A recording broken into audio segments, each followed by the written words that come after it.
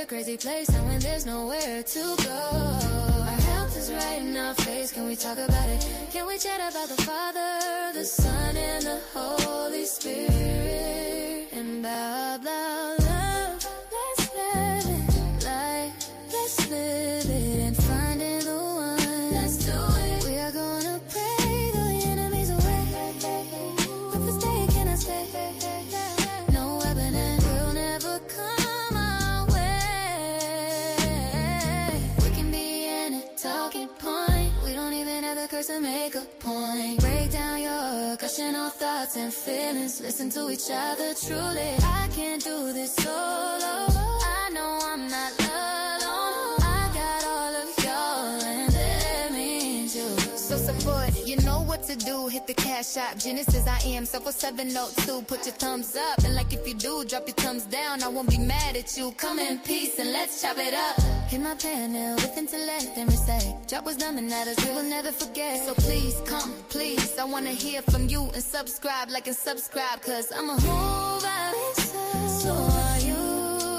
So hey, sugar. So may come in and subscribe. You're a whole vibe. Come in and subscribe. Whole vibe. Come in and subscribe. You're a whole vibe. Come in and subscribe.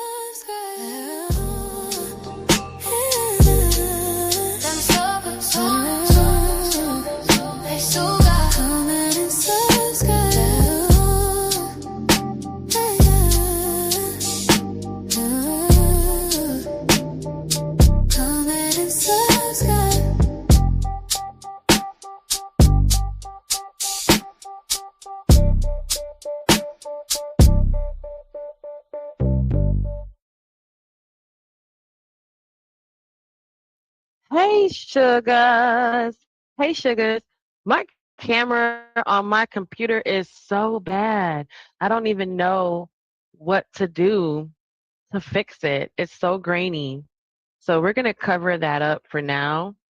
And then we're going to leave it um, like this. Okay. We're going to have to leave it like that because I don't even know. I think I need to buy one of those like external cameras that go on the back. Okay, I probably need to put my earbud in so I can hear. Invite you guys as guests. Okay, so I can now hear whatever's happening over here, and then I can also see what's going on. Hey, sugars. Hey, sugars.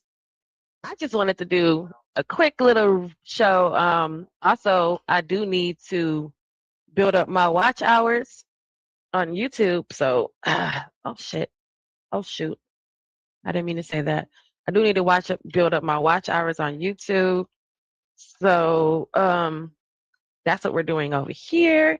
And then I'm also on TikTok. Am I on TikTok? I'm on TikTok. All right, so let me play some background music for you lovely people. And then let's just get into the show real quick too, because I don't know how long I'm gonna be here up on here. So I just have a bunch of random thoughts, opinions, but I did wanted to like touch on the a couple things that I was just thinking about in regards to the Carmelo Anthony case. That's why I have in my title, the verdict is heavy, but life doesn't have to be, guys. Okay, well, let's chat. You guys know that I can have the worst thing happening to me, right? Be homeless, which I'm homeless. Just me and my dog living out of a car, and I'm live with you guys because, life is heavy, but everything, things are heavy, but everything doesn't have to be. And I try to not be so heavy. So we're going to get into the intro song one more time because I just wanted to drop that on you guys. And I also wanted to make sure that the algorithm has time to pick me up. So again, today's topic is just my random thoughts and opinions. Again, the verdict is heavy, guys, but life doesn't have to be. So let's chat about it. I don't know. Hi, Troy Brader. Hi, Ray. Was it Ray Desu? Hi, Dustin. I see. Who do I see over here? Hi, Sean. Hi, D Nice. Hi, how are you guys? Hank. Hi, Hank. Oh, Steven. I think I remember you. Hey, shout out to you guys for coming over. I don't know. Um, I'm learning how this works over here on the TikTok side. Okay. So decline. All right. So I don't want to co-host on here because I don't know what's going on yet. And eventually, maybe I'll learn how to do a panel on this side too. My phone's gonna die, so I have to get up and get the cord. But over here on the YouTube side, well, I kind of am both doing this simultaneously. So over here on the YouTube side, we're gonna get into it. I'm gonna play the song one more time, just long enough to let me get up and get some things. And now we can say welcome to the show. Now we can say welcome to the show, y'all.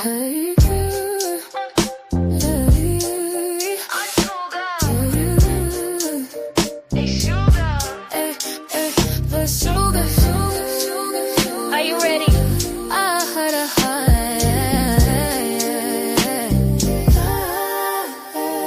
Are you ready for the show to start? Welcome to Genesis After Dark. Recommend and stay till the end. Let's turn up and have some fun. I'm Genesis and it's After Dark.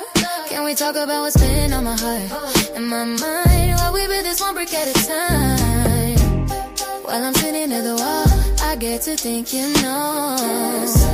this world can be a crazy place, and when there's nowhere to go, our health is right in our face. Can we talk about it? Can we chat about the Father, the Son, and the Holy Spirit? And blah, blah, love. Let's live it like, let's live it and finding the one. Let's do it. We are gonna pray the enemies away. With this day can I stay? No weapon and will never come our way. We can be in a talking point. We don't even have the curse to make a point. Break down your cushion of thoughts and feelings. Listen to each other truly. I can't do this solo. I know I'm not alone. I got all of y'all and that means you. So support, you know what to do. Hit the cash app, Genesis I am 702. Put your thumbs up, and like if you do, drop your thumbs down. I won't be mad at you. Come in peace and let's chop it up. Hit my panel with intellect and respect. Drop wisdom and that we will never forget. So please come, please. I wanna hear from you and subscribe, like and subscribe, cause I'm a whole vibe. So are you. So hey, sugar. So may come in and subscribe. You're a whole vibe.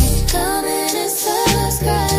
Whole vibe. Come in and subscribe.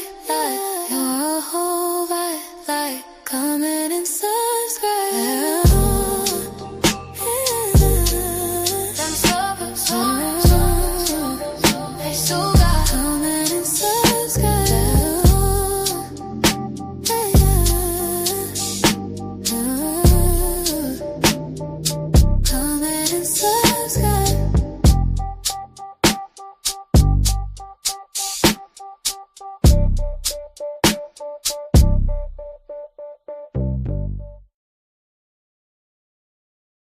Myself back to the stage. Hey, sugars. Hey, sugars. Oh, it took me away. Oh, there I goes. Let me move me over and see if that's me. Okay, that is me. Okay. Hey y'all, my sugar baby, my little sugar cube. Let's turn on some background music here. And let's get with that Genesis vintage. I know my song, my theme song, my intro song says, my intro song says it's Genesis After Dark show, but it is technically an After Dark show. But I'm also trying to build, and I notice on some Saturdays I don't have anything, a lot to do. I am working on Saturdays, but this music is a teeny bit loud. I do work on Saturdays, but today I didn't. My client canceled. which gives me time to shout out to you, Sunflow. Shout out to Brenda Fagan. Shout out to Scott. Shout out to Reese, Ray's Ghost Stories joined. Hey, Ken Vale, Triple T. Hey. Um, say hi, Michael Williams. Hi, hi, hi. Say hi. Oh, okay. So if I don't invite you, oh my bad. I'm not inviting you. Sorry, I uninvite everybody. Hi. Okay, the K9. All right, so I take that back. We're not gonna do those things. Hey, Mike, how are you guys? All right, so that's over on TikTok, guys. Over here on the YouTube side, let me just check in and say hey to anyone. I'm gonna drop the link in a second. I just wanted to talk about some stuff. Let me turn my music down. It seems loud. And then either put it on a repeat. Okay, there we go. All right, so y'all know me. No one's watching, so I can do a lot here. So I had a couple reactions I wanted to get into. I wanted to get into some of the Carmelo Anthony situation.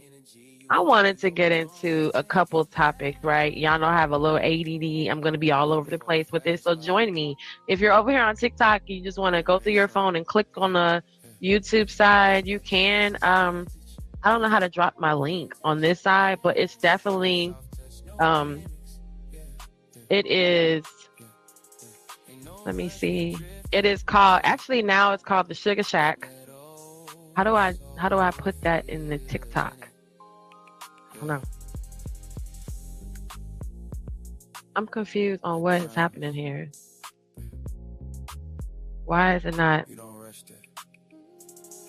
Oh, okay. Maybe this one is because I took it away. I don't even see myself over here. Hi, Justin Baskin. How are you? Okay, so here we go.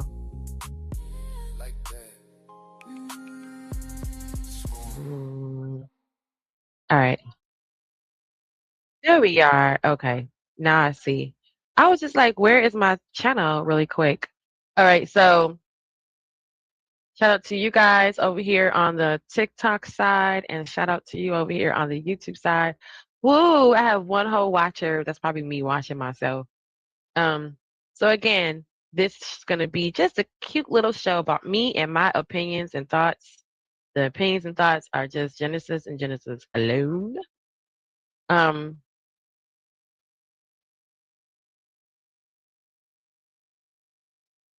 and then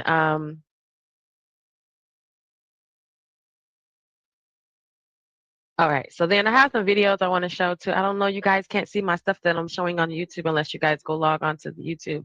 So go find me, check me out. I don't know how to drop my link or give you guys let's see. How do you do it? A playbook draw and guess viewer wishes. Oh, I could have flipped my camera through this way. Period. I didn't know that. Let me see what else. Oh, I could have paused the live. Oh, shut the front door. Okay, so I am not able to put do anything in chat. I can't even chat with you guys. Is that how this works? Oh, it invites you guys as being live guests. Okay, that's different. I didn't know that. And then what does this do? Oh, I don't want that either. So that does that. And what does this do? Share it out. Oh, okay. This shares it out to everybody. Period. Okay. I like that idea. However, I don't like the idea of, I don't know how to, I can't, I guess that's how TikTok works. I talk to you guys and you guys chat back. So I don't know. But shout out to everybody who is over here in my TikTok with my one person watching. Oh, is this how you talk back to you guys? Oh, wait, visual effects, music background, stickers, sound effects, boards. Oh, so yeah, I can't even type it in. I can do a dual. I can change my background. Let me do that. That's cute. All right, so let me get into some things, y'all. Like I was saying earlier, I'm over here messing with TikTok, listening, looking at the TikTok, y'all. All right, so let's get into some things, right, with the Carmelo Anthony. Like I was saying earlier, I wanted to look at the frenemy side of it, and that's what I was about to do, right? So we can go back and start back to when I first started doing with YouTube panels, right? I was doing YouTube panels with the Kanika Jenkins story. And remember the Kanika Jenkins, her friends were there to bully her. She was being bullied, her friends. Guys, I swear to God, I had my camera on, but my camera is so ugly, right? And I did a cute job on my makeup, so you guys can see because YouTube can't see it because my camera is bad. So only you guys get to see that I did a nice job. My eyebrows are on fleek. My edges are on fleek. I don't even know if we use fleek anymore. Um, but then my camera sucks over here, so no one can see it. I don't know how to do a flash goal. 3 gifters send ice cream cones to your live in 15 minutes. Is that how you do it? Okay, you guys got to send an ice cream cone to me in the next 15 minutes. Okay, fine. So, hi, cellulite. Yes, I'm out here hitting cellulite. Look, hold on. Hold on, look. Cellulite. You said I'm out here hitting walls. Where my thing at? Hold on. You know I'm learning how to use I'm learning how to use my my thing, right? I'm learning how to use my look at my camera. I don't even know. I'm told y'all I'm ADD. I don't even know about cameras to find out about a camera, to even use a camera, right? So I have no idea. The camera came on the computer. But this is for cellulite. I'm about to change my background real quick for cellulite since he made that comment. Um, I guess it will change any minute now. Oh wait, let me move me out the way so Cell can see it. There we go. Cellulite. Yes, I am the captain. Wait, I'm the president. I'm the president of, I don't know which hand is going to be serious, the serious hand. The president of the Wall Hitters Association. Okay. I'm the president of the Wall Hitters Association. Okay, people. He said, learning how to use your thing. You know what I'm saying? You know what I'm saying? You out here hitting walls because, listen, knocking them down, Sel. I'm trying to, okay, because apparently I've been at the wall since this all began, right? Unworthy, forgotten, unloved, courageous, beautiful, powerful, amazing, all that, and it still don't matter. I even say feminine, friendly, and fit for no damn reason, right? For no damn reason. I say feminine, friendly, and fit just to be feminine, friendly, and fit, just to be single. But I was wanting to talk about, I'm going to take this down because my camera looks crazy, y'all. It looks so bad. All right. So I'm about to just do me like this. Or actually, here, let me just cover up the picture. There we go. Which is no, no, no. He said, trying to use your thing is crazy. And then I'm using my thing to hit walls. It's crazy. It's even more crazy, right? I'm a whole vibe, just like I said in the song. I cracked myself up. All right, so I wanted to know about the whole frenemy side, going back to the frenemy side. So remember, I came to this space doing the Kanika Jenkins story. And we all remember the Kanika Jenkins story, being lured out, well, not lured, but invited to a party, right? And y'all gonna kill me because I did not look it up. But I forgot the other girl, not the Shanquella Robinson, but there was another girl at the same time that also got jumped by her friends. There was I don't want to make it racial to the point because there was another person who was jumped, but she was brought to a camping trip with her white friends. So in that regard, it might be just like, okay, so uh, the white people might have a different motive, right? But what was the motive of the black friends? What was the motive of the people, the black folks who were hanging out with her, right? Hey, TikTok, how you doing? Is that no cap? Okay, hey, how y'all doing over here on TikTok? Okay, hey, Money Man, hey, Ali Raza, shout out to you guys. Okay, so I'm curious about the frenemy factor, right? I'm curious about the whole Eddie, whatever his last name is. Eddie, let's just call him Eddie, not your friend. That's gonna be his last name. His first name is Eddie, but his last name is not your friend. Because how are you a teenager? I heard what you said last night, Freezy. Freezy said, Freezy, I'm just listening to, I listen to y'all. I put on y'all show so y'all can get the engagement. I know that's important to have me here, have your show on my computer. So I'll have you guys pulled up and I'll go lay down, y'all. I will go to lay down, watch me something on TV, listen, kind of be listening until something catches my attention. Because after a while, certain people talking, it's just like Charlie Brown's teacher. So, but Freezy did say something last night that was like, why, how is you 17, 18 years old, teenager in 2026 with the like, let me get my Takara on, not period, right? You in 2026, you are a teenager, a young adult, and you're gonna pull out your camera and don't record nothing. Turns out I really believe Eddie got footage. I really believe they might have gave him some coin. I think somebody gave him some coin, right? Gave him some coin, and uh and he got his footage somewhere. Because I mean, this in this day and age, I be feeling like it's hard to get rid of um something documentation like that, right? I'm not trying to be funny. I'm just saying. So we even had like, so even going back to the Kanika Jenkins, there was footage on footage. We folks had their cell phones, but I don't remember us bringing up the whole cell phone footage situation more so than the hotels, closed circuit television footage situation. And even after that, we dived into another case where somebody was getting snatched up, right? And and then it's so crazy because this is like, to me, it's similar to other cases.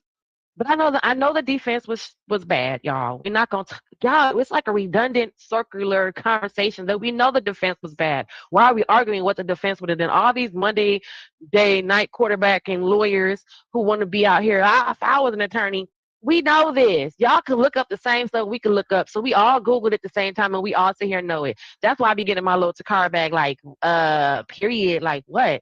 Because now what? Now that you know this is how you would have handled the case, tell me, are you sending GoFundMe money to help get them a new lawyer?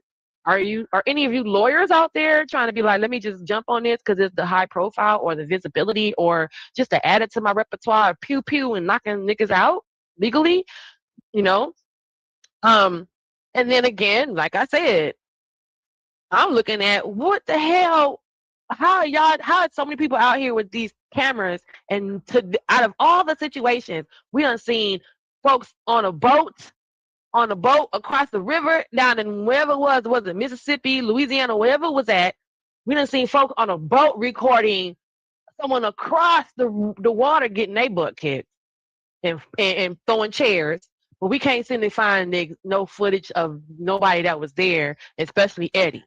So I think like when I be thinking like stuff is in the clouds and then how stuff is like it's so many closed circuit, you don't know what the hell camera recorded this. There's cameras on the street signs now. I mean on the traffic signals now. So at the end of the day, I don't believe there's not no footage out there. That's I'm gonna say that about this case. I don't believe that there is not the footage. I believe the footage is out there and we just don't know where it is and who got it.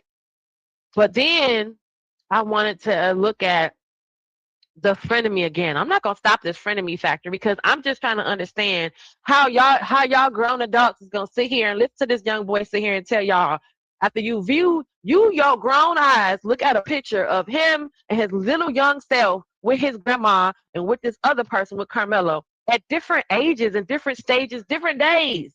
It ain't even like it was yesterday and you had doctored up the footage or you did a AI video, AI picture. This was a picture from last 2, 3, 4 Christmases ago, and a picture when your grandma was alive, type of shit. Like your grandma was alive, and you got a picture of you and me and him and her and my cousins and whoever. And then for this boy, I know y'all, I know for this boy to sit up here and be like, I don't really know him like that. We know that. I mean, to sit here and be like, oh, they're kids. No, they kids, but they're not stupid kids, right? Hey, my no cynical one. Um, Cellulite, I need to know, do you know if the shiesties are men or women? Because I be saying sugars to everybody just to be on the safe side, but is the shiesties, the shiesty bum, the sugar bums, are they men's or women's? Men's or women's? I ain't willing to win. Thanks for coming by. Um, so yeah, so like I'm just curious. Okay, I'm curious to know that too. I'm just curious to see, like in real life, like how. First of all, again, I know it sounds like an ADD conversation, but how are you a 17, 18-year-old boy in today's world, and you fake like you're recording or play like you're recording? You know, I get that you could have been, but I really feel like Eddie was for the other team. I feel like we don't know who Eddie is. We're gonna find out who Eddie is because other people are gonna talk about. They talk about the dynamic of their relationship. I think as people I think as folks start to realize the damage that they've done, I think they're gonna come out and they're gonna say what they mean to say, what they meant to say. Um, hey, no chaser sugars, how you doing? Hey, like, how you doing? Like, period. Hike, how you doing? Like, how you doing? That's my imitation of Takara, the comedian. Like, how you doing? Um, like I said, y'all, this ain't gonna be a very long live. I don't know if I was gonna be up here for an hour, 2 hours. I ain't know.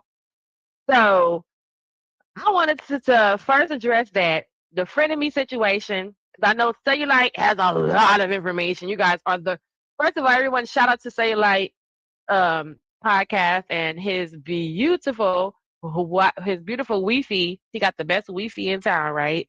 Um, his beautiful Wi-Fi, Mind Chaos Brew, who is together. They are the president and the vice president of the Reseda Sphere, in my mind. So y'all want to know anything? You want to know anything? You want to know anything? I think they are the new Encyclopedia Britannica. Okay. Oh, the new Encyclopedia.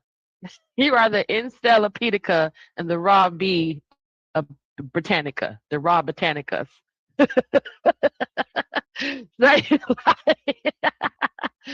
the new, okay, wait, let me get it because now I done thought about it in my head. Now I gotta get it. Okay. He is the Cellulitopedica and she is the raw Britannica. So that's it's Cellulitopedica Britannica. I'm sorry. I cracked myself up, which is probably not a healthy.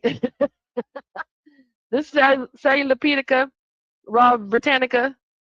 Remember we had Encyclopedia Britannicas? Well, they know everything about everything.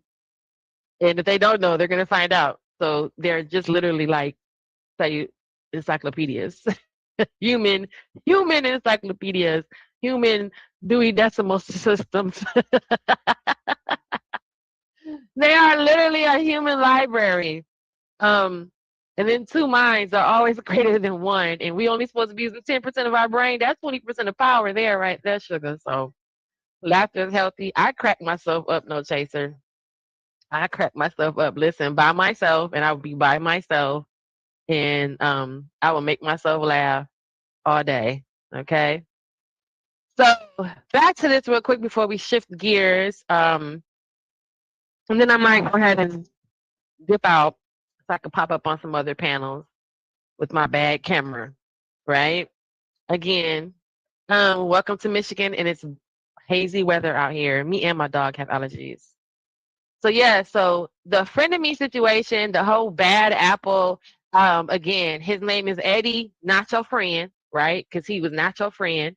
Him being a teenager, 17 in this day and age, not even recording. But again, I think the footage is in the cloud somewhere. I think he got it. I think someone gave him a good coin and said, "Hey, listen, you give us that footage, and you can keep this coin."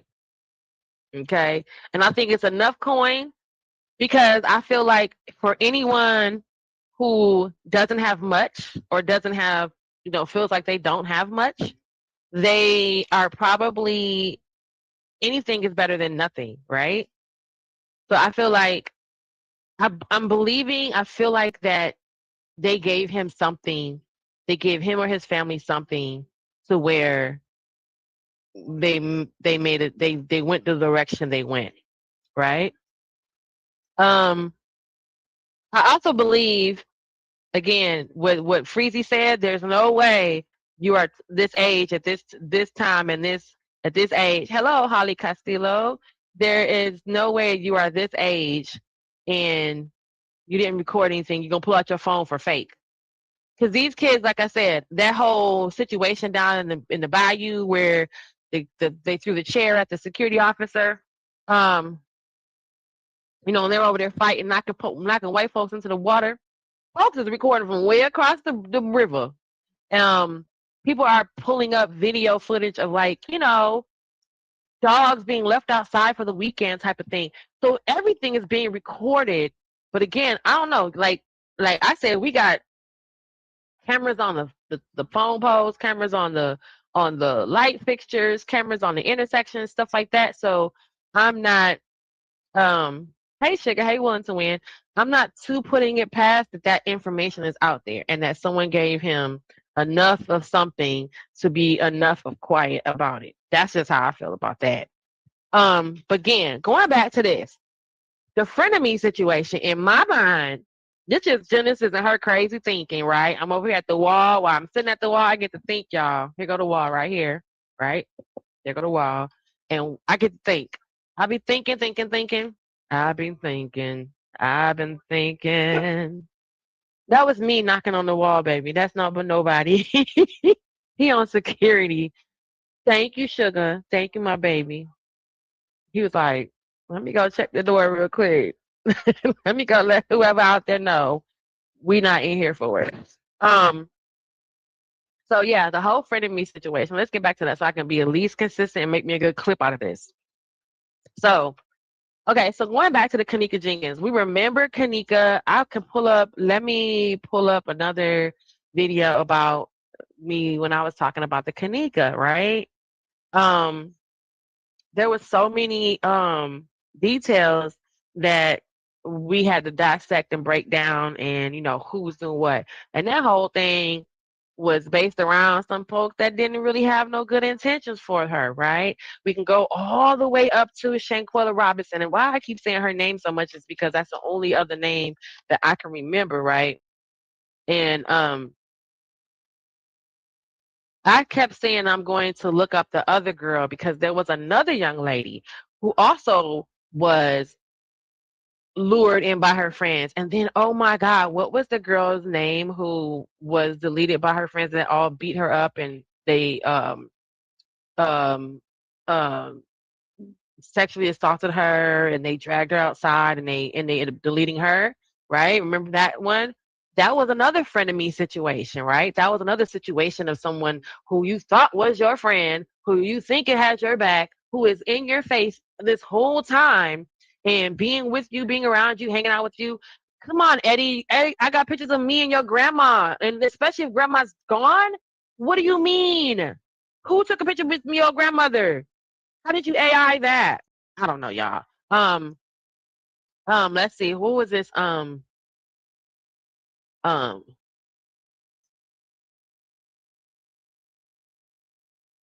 right. Let me spell it right. Right. IENDS's. All right. So then there's this whole. We don't even know what other triggers and what other factors are involved, but we do know that there's someone who has this footage. I'm believing that. That's gonna be the end of that for me. Let's see. All right, so looking at it in real reason, why teens let me see. Let me see. Oh, wrong one. Sorry, y'all. Because I told y'all I was about to look it up and And I know,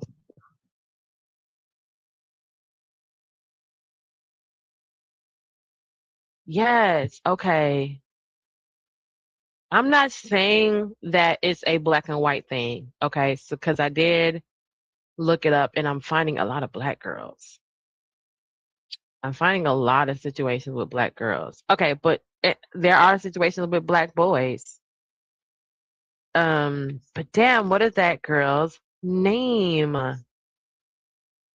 That chick's name. Oh my God, I'm gonna hate myself that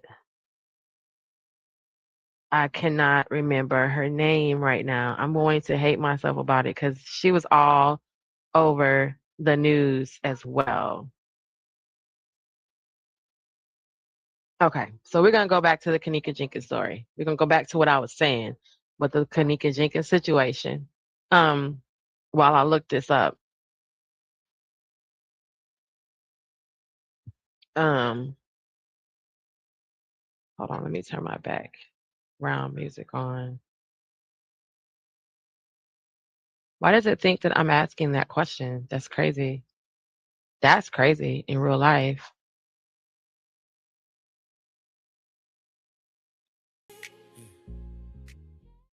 Yeah, that's super crazy. It keeps giving me this other detail. It did that before when I looked it up, and I was like, why does it defaults to, and I'm asking about black women who have been, okay.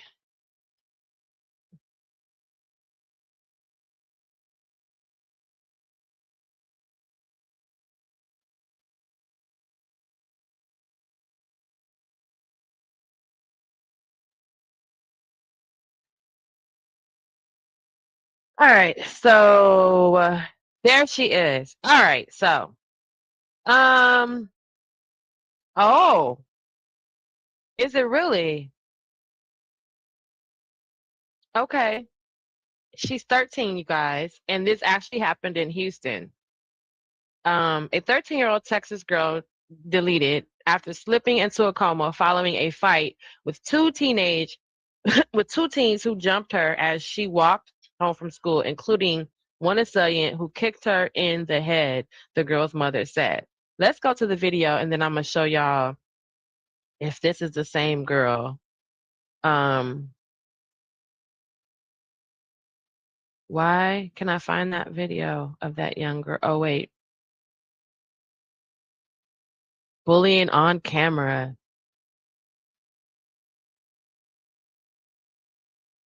And there's another one. Is this the one where her friends attacked her too? I just was looking for it. I wasn't really trying to, okay, here's the Shanquella Robinson situation, but that one keeps coming up. There was another young girl who, um,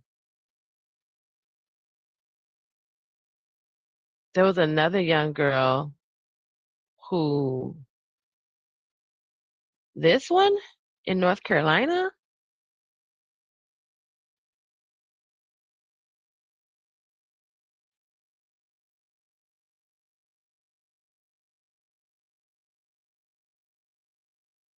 That's crazy. Okay, so I'm gonna pull this up in a few minutes. Because it keep I do know it defaults back to Shanquella Robinson a lot.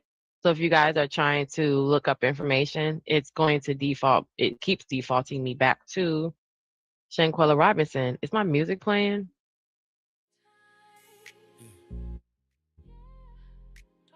Okay. Okay, so yeah, so here is the 13-year-old girl who passed after being jumped. Okay, in which I was wondering why wasn't this brought into, I mean, they're going to bring stuff into the case how they want to bring stuff into, right? So I was just like, okay, so this is again another frenemy situation. ABC News, shout out to you guys. ABC News, it's got a nice commercial right there. 13-year-old Houston girl dies after being jumped by classmates while walking home from school. Um, I don't know if it's a video, guys, but that's a commercial right there. So I hope you guys can see my screen. Yeah, okay. So yeah, so remember this Texas girl who died after slipping into a coma following a fight with two teens. So how many people did they say officially was supposed to be jumping Carmelo, right? And if what they said was anything close to the real thing, right? I think this is that's the video. If they say any of this is close to the truth, then he said, and other people, I guess he said, hey, Christopher J. He said that hey, Mike Bonner, he said that he interacted with one twin, the one that's alive, and then later interacted with the other twin who's not here. So that's two people. And I do believe there's that footage that we only could see in the court that the public is not allowed to see. I do believe that footage shows what he said, that Carmelo sitting on the bleachers and Austin and what's the other boy's name walked up to him. So that's two people. So two people addressed Austin. Two people addressed this young little girl. Let's see, including one of the assailants kicking her in the head, said the girl's mother. Right? Kalisha Francis, a student at Attucks Middle School in Houston, died on that Wednesday, right? Shortly after at Texas Children's Hospital. The doctors discovered a tumor in the back of her head that may have been exacerbated by the fight. So again, here's another situation where the medical condition is incorporated in part of the reason or part of the understanding what happened. Just like with Carmelo, him having epilepsy, and we can go into the epilepsy website and look at the triggers, but thanks to Ticket TV, he did that for us. So go over to Ticket TV, shout out to him, and review the video he did just yesterday about the whole epileptic world. And you can go to the epilepticseizurewebsite.com and look it up for yourself. So of course, while he's talking, good old Jen, she's gonna go and Google and look and see if he's talking about what he's talking about. And lo and behold, guess what one of the triggers are for epilepsy? Physical confrontation. Not physical activity, not a physical just being excited and happy at the circus, happy at a carnival, turn up, my team won. Because how is it that he's able to run track and work out and do what he's doing? Because exercise rarely triggers an epileptic seizure. It actually helps them because it helps them breathe and control themselves so that when they begin to hyperventilate, which can take them into an epileptic seizure, they won't go into epileptic seizure. They can learn how to control themselves, right? So it's just interesting that there was a physical condition with this young lady that was triggered by this fight, right? But it remains unclear and the pending autopsy of the injuries from the fight caused Kalisha's death. So, or if she died as a result of the tumor, the police said. Of course they're going to say that, right? Look at her. She's a cute little girl. She is 13, okay? Carmelo was 17 at the time. He's not much older than her, right? She was fighting. This is what they told us to do. Don't go get a weapon. I showed y'all my knife earlier that is as big as my pinky finger, and the blade is as big as my pinky finger, right? If my pinky finger, if we say that your pinky finger is 3.5 inches or constitutes as 3.5 inches, the blade is as long as your pinky finger, right? So I get that part. I get why you would need some help if you already know that you have something going on with you, right? But look at this young girl. She could have had, the tumor could have never had been exacerbated. Nothing could have happened to her, and she could have grown up and graduated just to be a perfectly fine young lady. But she couldn't because she was fisticuffing. And what's crazy to me is that this is what we said. Oh, why he just didn't fight? Why he just didn't put his hands up and fight? Well, again, we see there has been situations as soon as they started talking about it, like about what, 2 weeks ago, a week ago, however long ago it was, recently, it came back up. I was just like, what happened to the little girl? And then to find out, I just read that she was in Houston. So it's Texas law. right? Remember, it's, oh, Texas law, it's Texas law. Remember, it's Texas law. They're different. Okay, well, this is in Houston. And what happened to the people who did this to her? Did they get in trouble and go, are they in jail for murder? Are they in jail for red rumming her? All right, so let's see. Victor Stencils, a spokesman for the Houston Police Department, said the incident being investigated as a homicide pending the autopsy to determine the case of death. Until the autopsy is finished, we won't know. That's what he said. Okay. He said no arrests have been made. Okay, so at the time this young girl got beat up, there was no arrest. Even though the girls who said they beat her up, said they beat her up, right? Just like Carmelo said he did stab the boy. So I'm sick of y'all arguing about, hey, I told y'all Carmelo was guilty. We already never said he wasn't guilty of actually doing that to the young boy. We saying that he don't deserve no 35 years, especially when another little boy in the same state, remember Texas law, in the same state, completely premeditated, completely set out to go find this little boy, said, I'll meet you at 3 o'clock on the playground. And then met him at 3 o'clock on the playground, and that boy got a little slap on the hand. They said, oh, don't do it again, because you're going to get involved with negligent manslaughter. You didn't mean to do it. No, he had a whole intent plan. Carmelo never meant to do it, which is crazy to me, right? But this boy had a whole intended plan, and never once did they say, oh, he got to go to jail for 35 years because he wanted to do this. And here you got an accidental, and he gets 35 years. No question. Just saying. So at the time of this young girl's case, right? At the time of the young girl's case, so let's go back and let's make sure we say her name. Her name is Kashala Francis. Kashala Francis. Let me write that down, y'all, because I think this is so. I feel like it's important. Let's write her name down and spell it right, okay? Kashala Francis, who was 13 at the time, and she went to Attucks, Attuks Middle School in Houston, Texas. In Houston,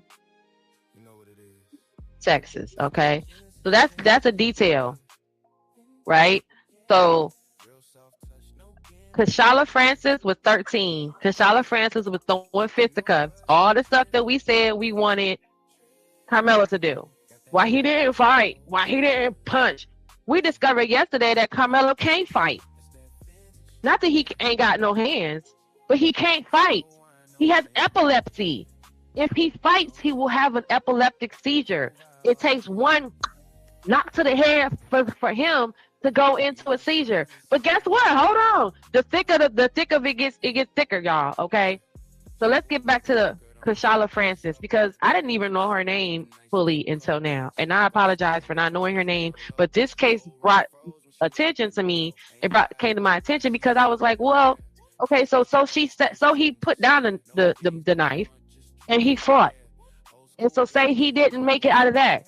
It seems like somebody said this earlier too. It seems like y'all would be happier that he fought and lost his life than to actually fight to keep his life.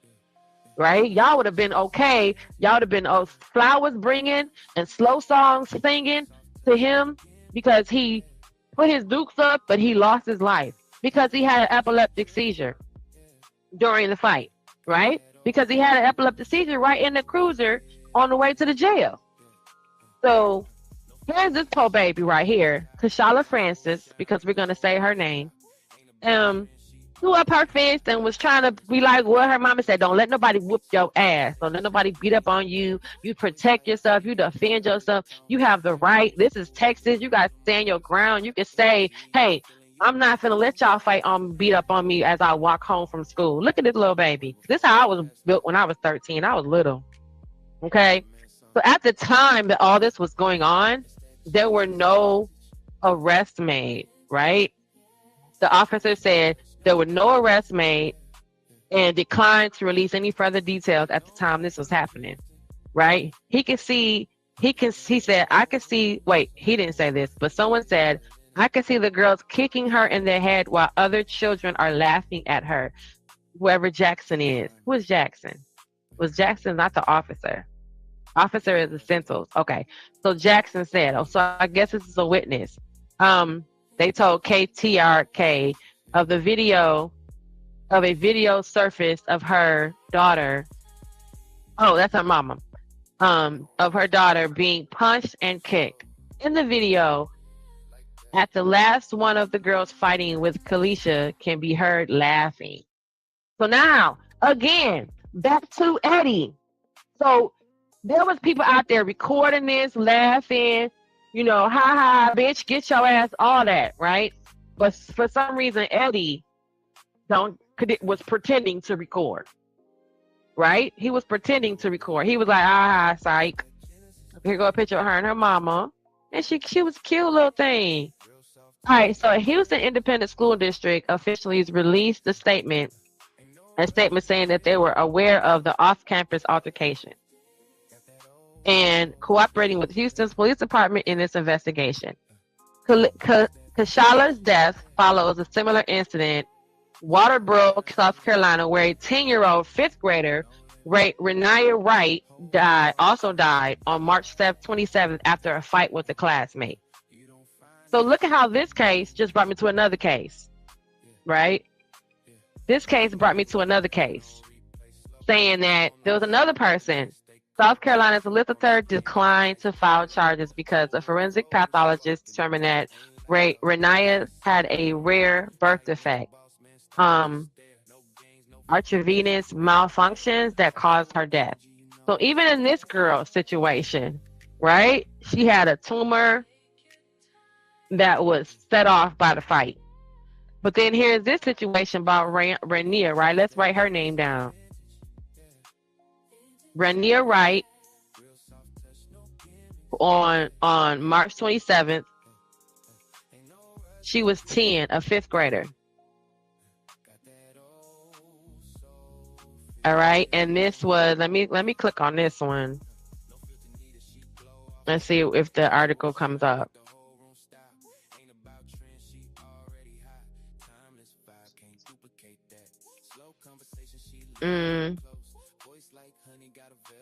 Nothing happened yet? Okay. Oh, right here. Let me see. Wow. Hold on, y'all. I think it's coming.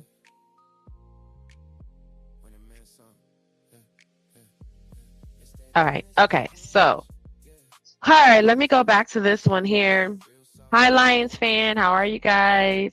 Hi, Real Deal Slime. How are you guys? I'm sorry. I don't even want co-hosts today, but we're going to go back to listen to what this young woman's mama said about what went down with her daughter real quick. Okay. Let me go back over here, and I'm going to go and, oh, I didn't do that part. I need to turn my music down a little bit. Okay. Yep. All right. So I'm going to turn my music down a little bit so we can hear what she told her, what she said on this day. These girls kicking her in her head while other children are laughing at her.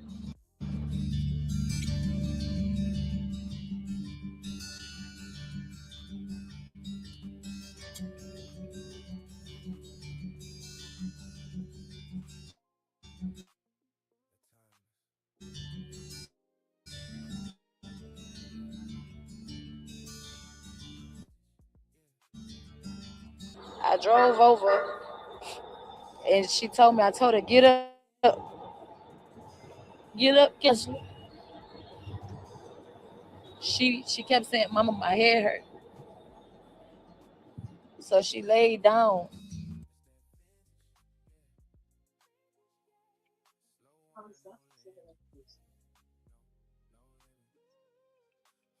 Uh-oh. Is it freezing? Is that what happened? Oh, there it goes. There it goes.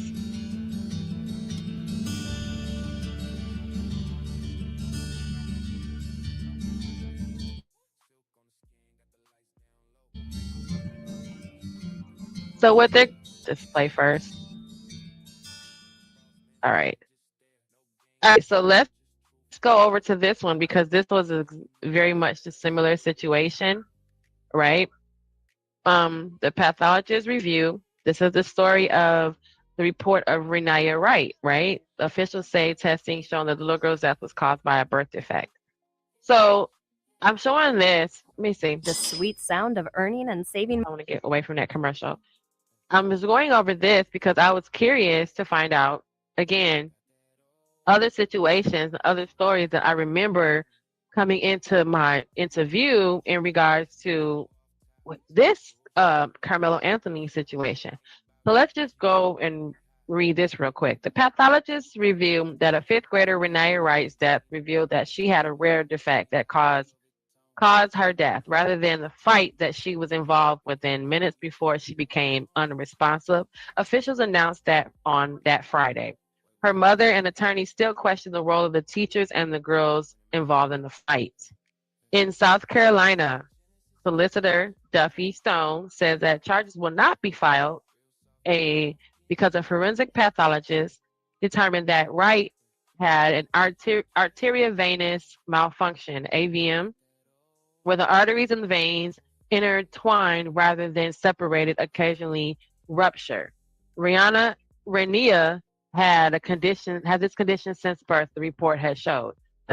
So basically, are they going to try to say, well, she got into a fight at school, the girls were beating her and kicking her in her head, and that had nothing to do with why she expired, because she was already sick, right? So Carmelo Anthony was protecting himself so that because he was already sick. He knew he was already sick. Hey, Pastor G, what's going on? And he already knew, hi, Marcus, he already knew that something was going to happen to him, right? Because otherwise he would be one of these cases. He'd be one of these cases of a deleted little young man who also did not expire because of him being attacked, right? So let's just go here. Let me look up.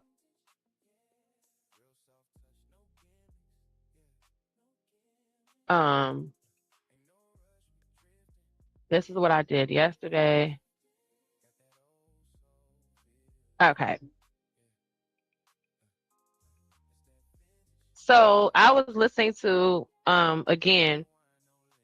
I was listening to what he said, the doctor said yesterday about what factors can trigger an epileptic seizure. What can make you have an epileptic seizure, right? Why would you be concerned that if something happened, you would be in trouble, right? Why would you be concerned? So let's see. It's one.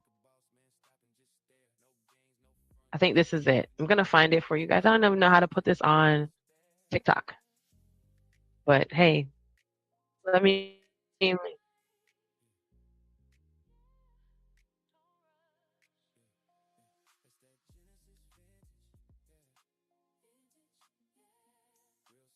All right, so we're gonna go into this cute little video. All right, so I'm gonna switch over here to this video because I don't want to keep showing, but we're gonna make sure that we keep their names in mind, right? The Rania Wright, keep their names in mind, and who is this? Hey, young Riaz, how are you, sugar? Keep their names in mind. Kashala Francis is a 13-year-old girl from Addicts Middle School in Houston, Texas. The Rania Wright is the girl from, is it Louisiana? I forgot. Might have been Louisiana. Let me see real quick so I can make sure. I don't want to misquote where she was from. South Carolina. All right. So let's make sure we keep those facts together for real. Because I don't want to misrepresent by any means. Okay. But let's go over here to that video. I'm gonna show this is one of the videos I saw, but I think this is one of the ones that I remember listening to yesterday because I was looking for like where does it say that what can trigger his epilepsy and why would he be so worried and why would he want to protect itself so hard. So listen to what this guy Or says. chronically short sleep makes the brain more excitable. For many patients, one bad night, it's enough to lower the seizure threshold. Trigger number 2, missed or late medications. This one is big. Skipping doses, picking them up late, or stopping suddenly can lead to seizure breakthroughs. All right, so number 2, let's go back real quick. Let me make sure we're going to break this down a little bit. We're going to go back. So the first reason for a seizure attack would be sleep deprivation, right? So if Carmelo wasn't getting enough sleep, which he's not getting enough sleep now while he's in prison, his sleep habits are going to be all the way messed up. But then also, what did he just say? Boop, boop, boop. We're going to go right to more excitable. For many patients, Number one 2. bad night, it's enough to lower the seizure threshold. One bad night is enough to lower the seizure threshold. One bad night of not being able to sleep. So remember when they said, oh no, Carmelo's family has been given death threats and people are coming to the father's job to address him and to harass him, right? So that also can trigger a seizure for Carmelo because he would be worried about what's going on and what's going on around him, right? That could trigger a seizure for him. So what's number 2? Trigger number 2, missed or late medications. This one. Trigger number 2 is missed or late medications. So didn't the father say that they had to go to the prison to take him his medication? And all this money that we pay in taxes can't get him his medication in prison, so the family had to bring it.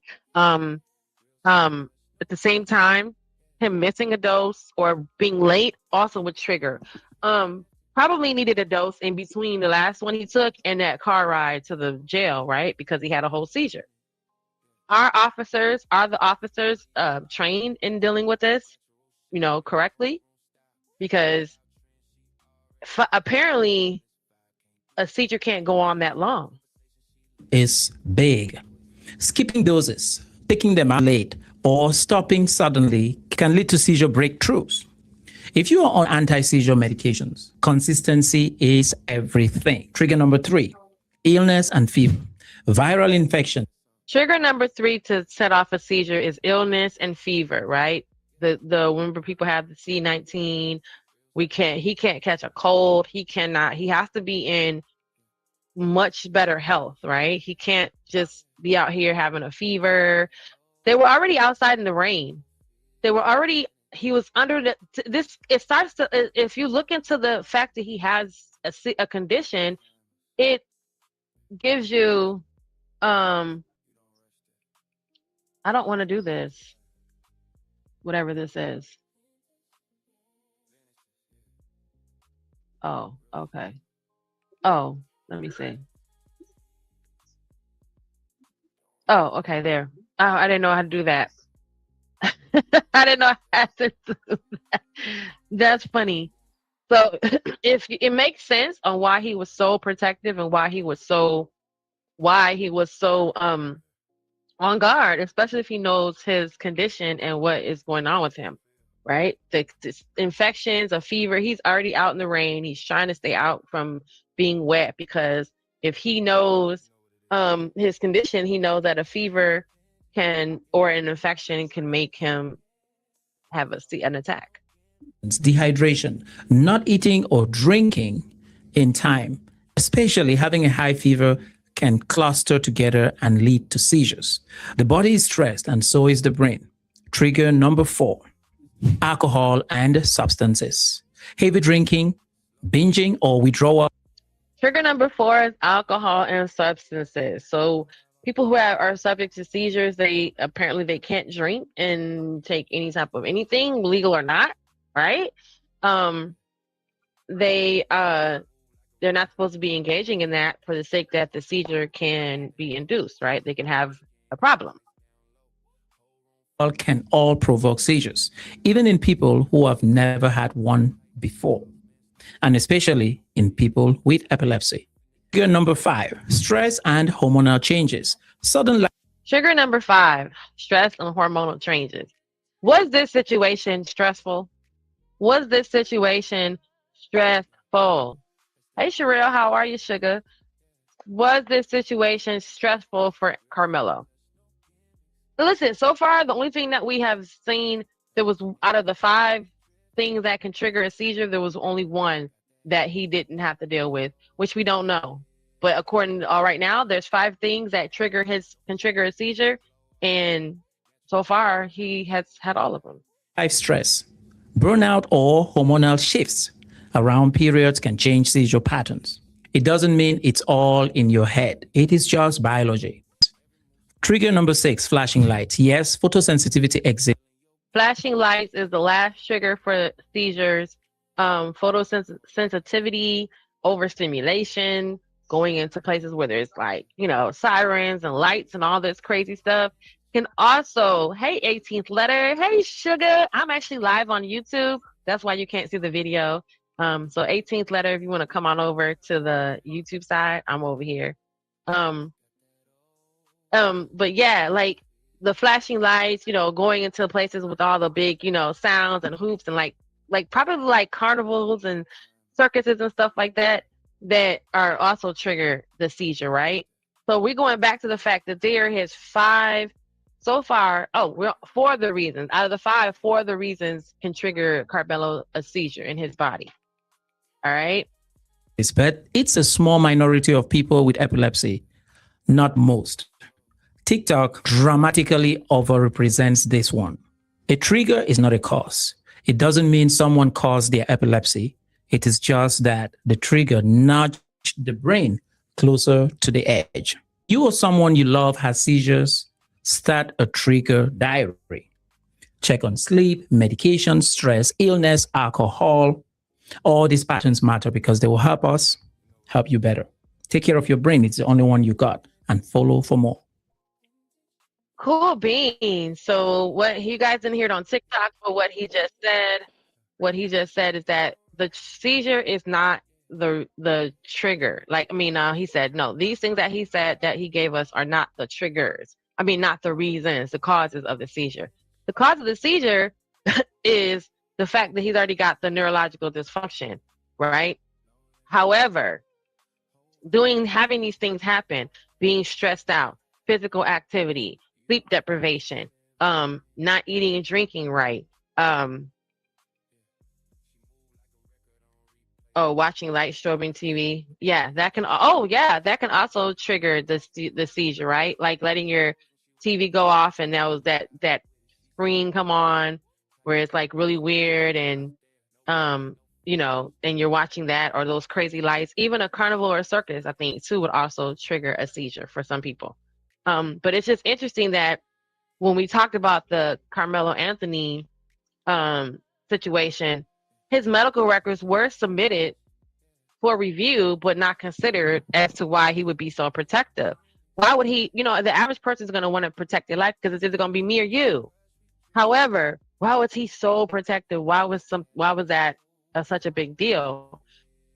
Because of his epilepsy and him knowing that he can lose his life in just a fight. So Carmelo couldn't fight. Not that he didn't have hands, y'all. Not that he couldn't throw a punch and whoop someone's ass.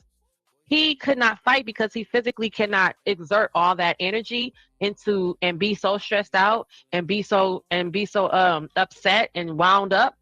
He'll give himself an epileptic seizure, trying to get ready to fight someone. All that extra, I'll beat your, you ain't all that extra stuff going that you got to bravado, all that big peacocking you got to put up.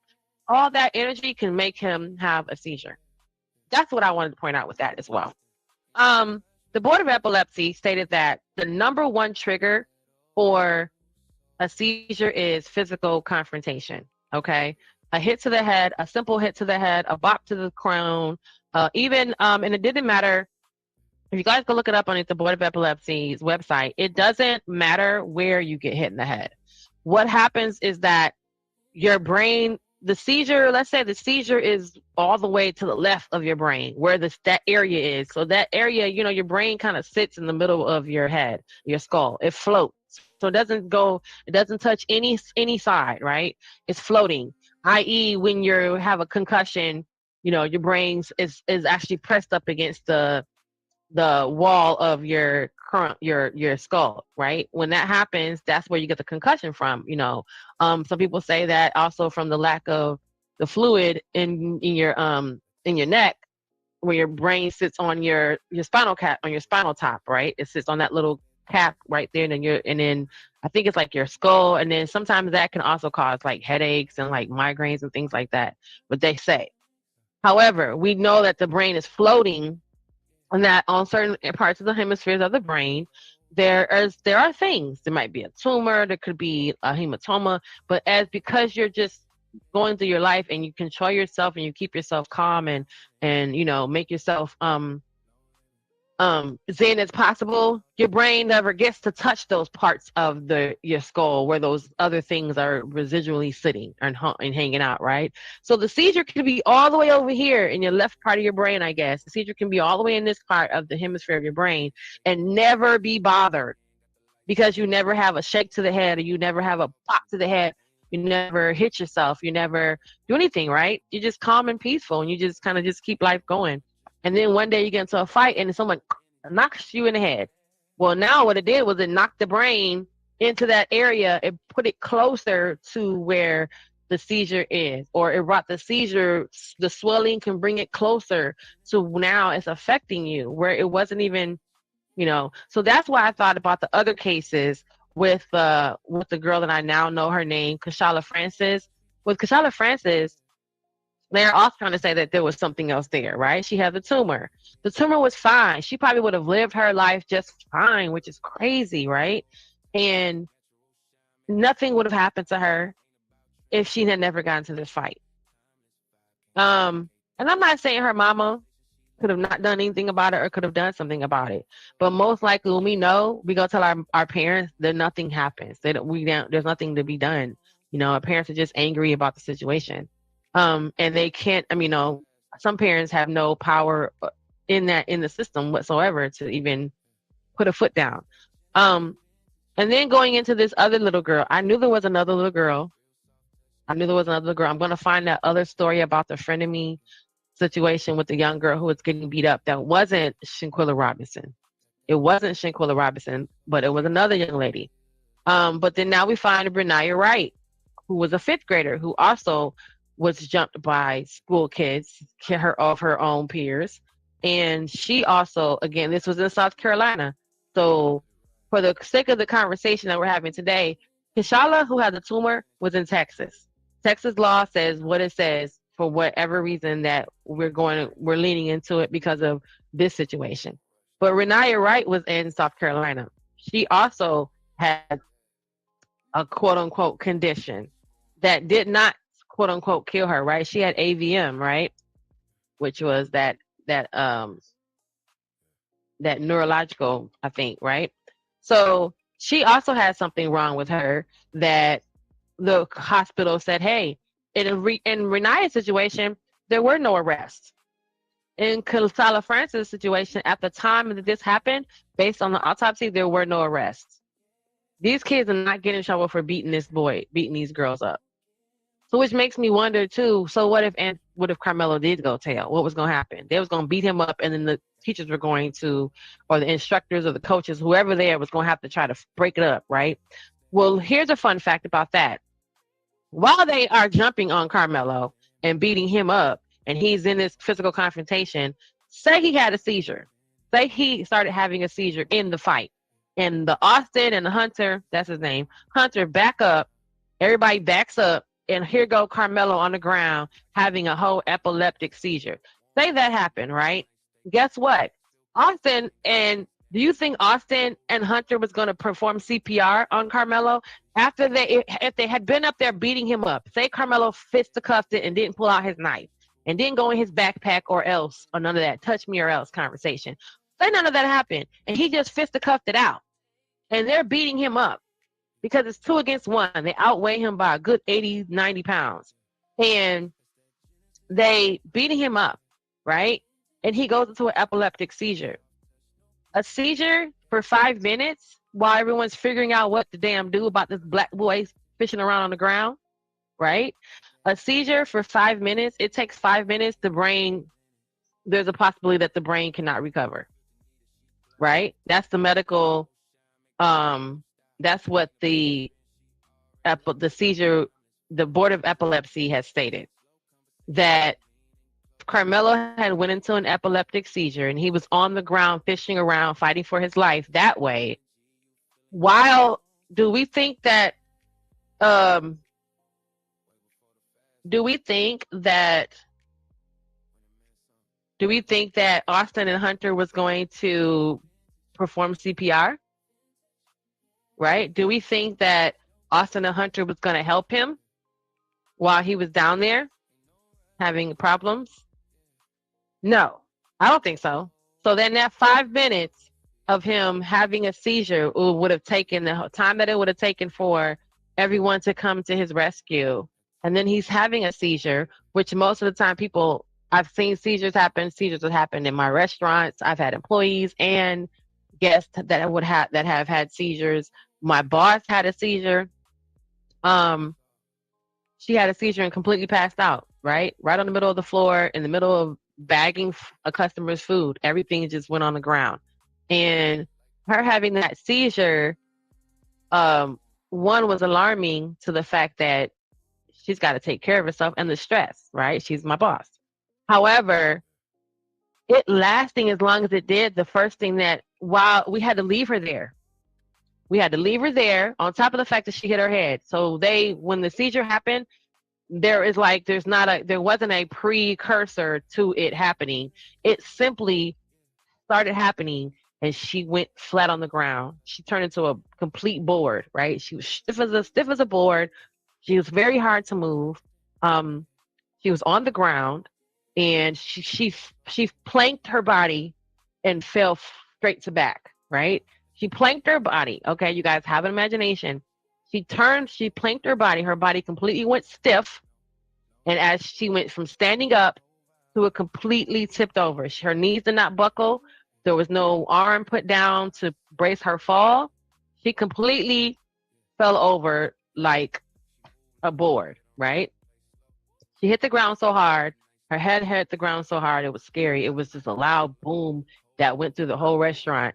The customers, there were some people that were horrible, right? The customers are like, yeah, but can I still get my food? Yeah, no. I wouldn't want my food after seeing that happen. And I probably would be like, thank you, I'm going somewhere else, just because this is about to be a whole situation, right? But when she was having the seizure itself, she was fishing and convulsing, and it lasted a few minutes, right? However, we were so concerned. Hi, Talk of Fame. How are you, Sugar? We were so concerned about her seizing, and it's almost as if nobody knew what to do. And I'm just saying, at that time, nobody knew what to do. I don't know if panic set in.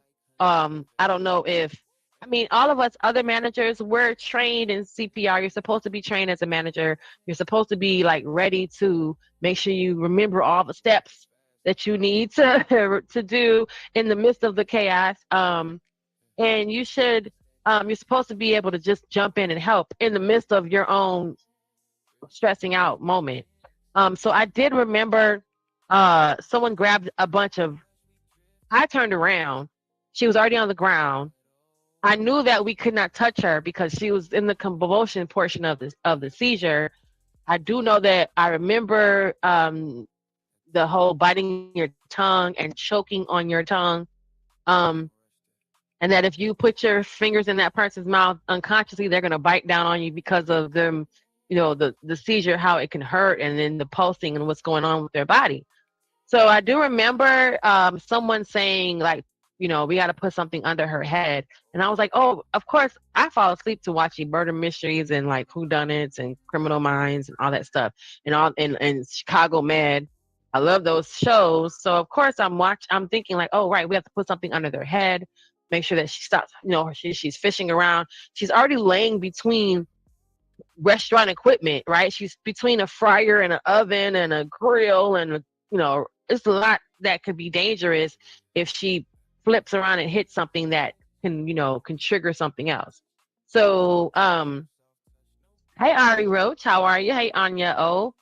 So we were just trying to contain her so that nothing else around her would be aggravated or, so that she won't touch by default by touching the hot stove, making sure that everything was out of the way, and of course they start so salivating, their mouth starts salivating, and she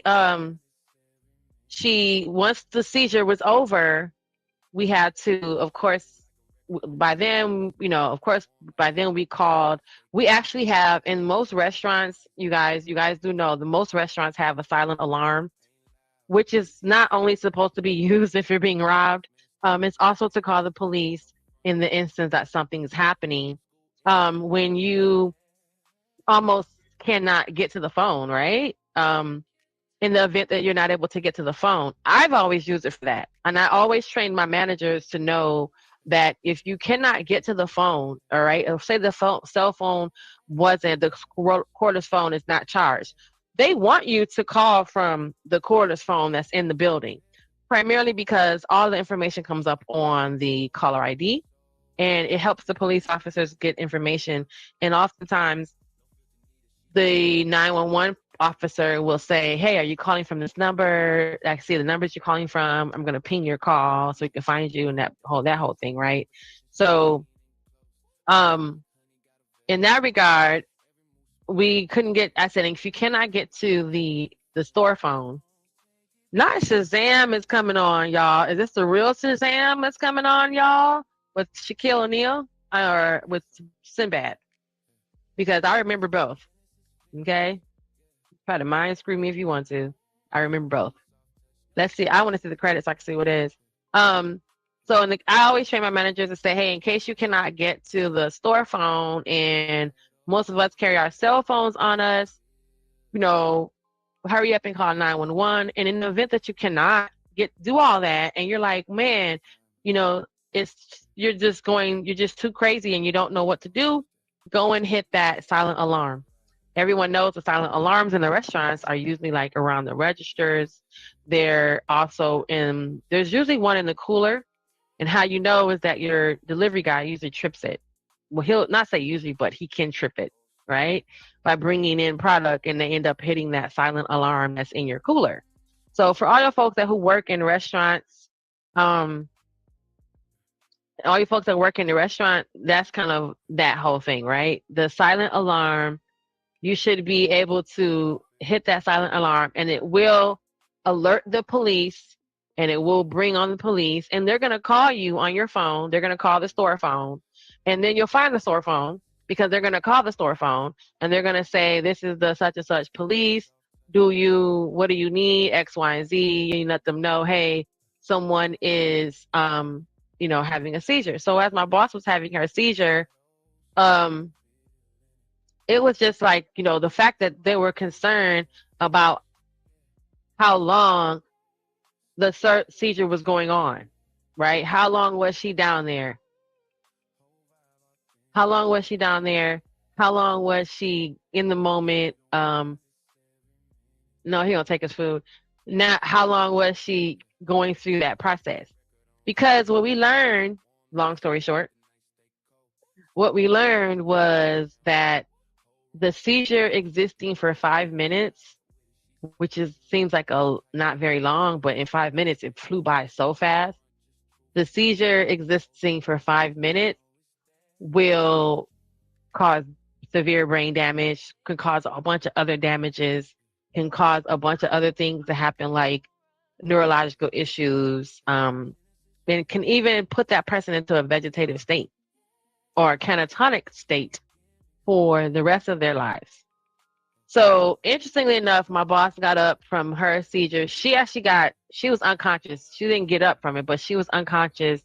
She got up from the seizure. I'm not saying she got up from it. I keep saying that she got up. She got over the seizure, I guess, by the medical people that, oh shoot, why is this happening?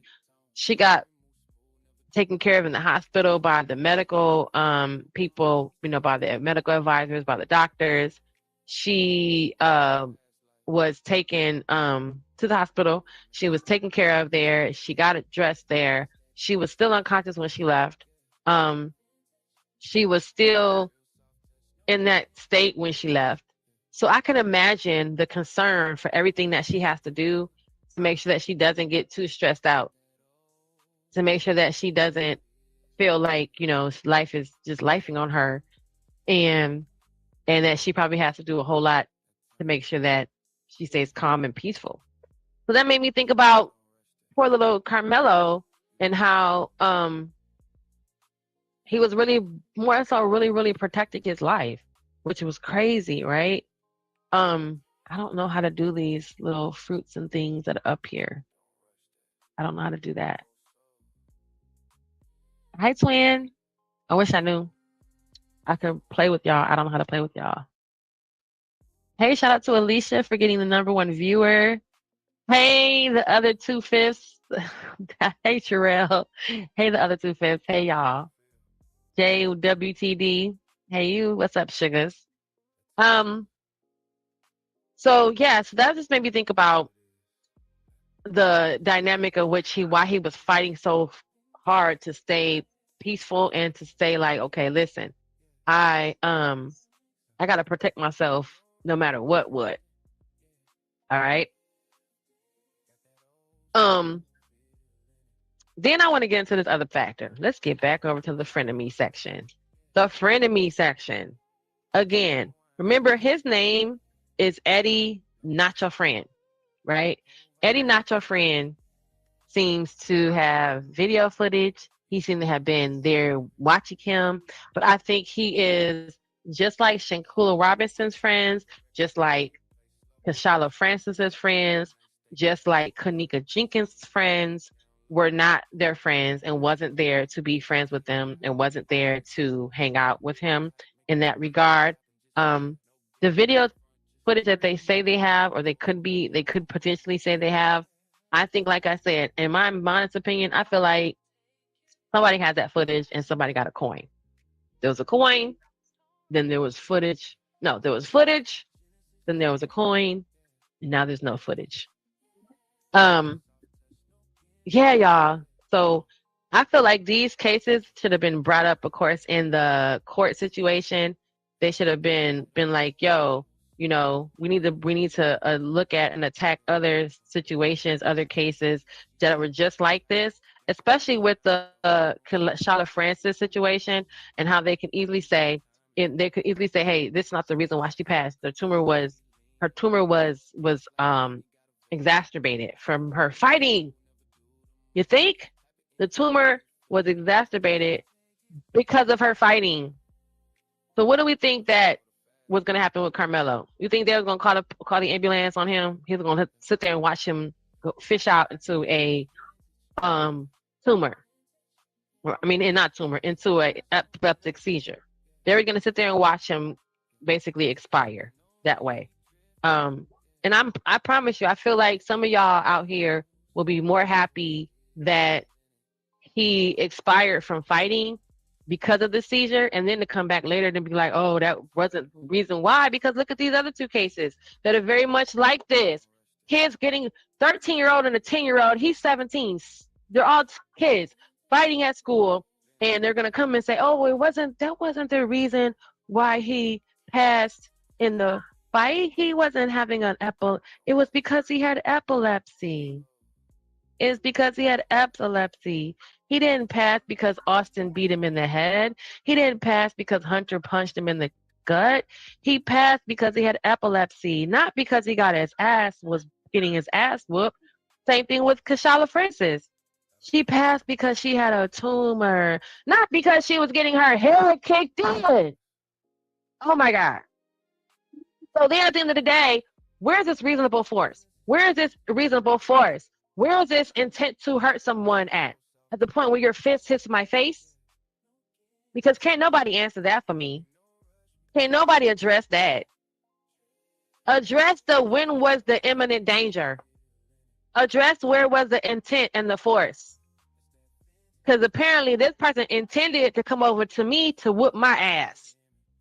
And I intended to not let it happen. There go my intent.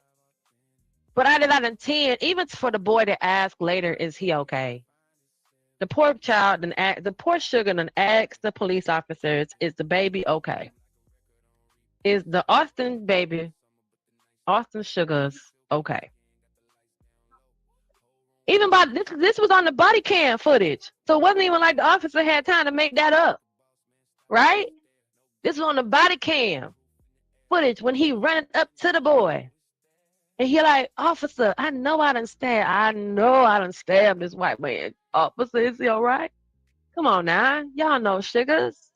Y'all know Sugars. Hey, Rosh Love. Hey, and not Aliyah. Hey, Sierra. Shout out to you guys on TikTok. I'm gonna end my live probably at exactly 2 hours. So I got another 30 minutes. Because I want another video. And then I'm gonna go over and I'm gonna go and I don't know. I might hang out with y'all. I may not. All right.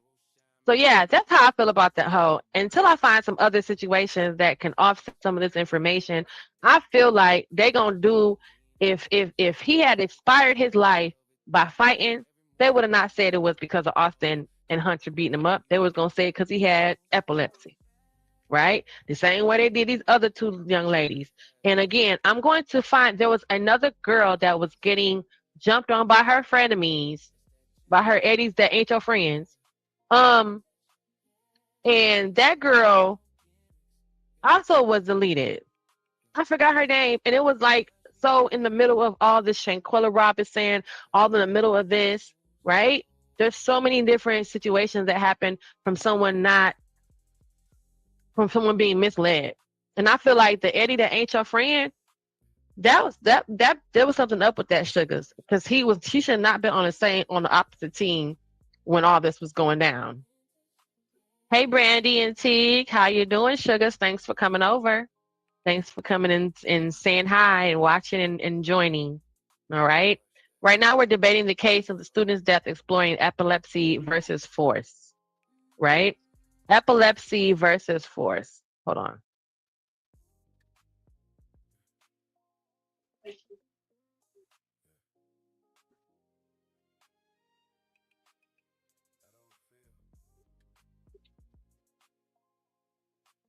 What did I say? Epilepsy versus force. All right. I like that question. I mean, I like that recap. Thank you. All right. So, hey, everybody. Hassan. Shout out to you guys. Shout out to my YouTube favorites over here. Shout out to Riaz, Cynical One, No Chaser.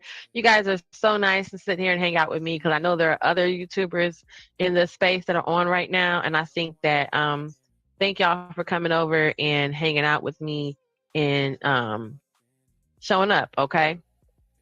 All right, so I wanted to also get into some other stuff. Let me see. I cannot go on the panel with you, Sugar. That is an absolute and a no-no.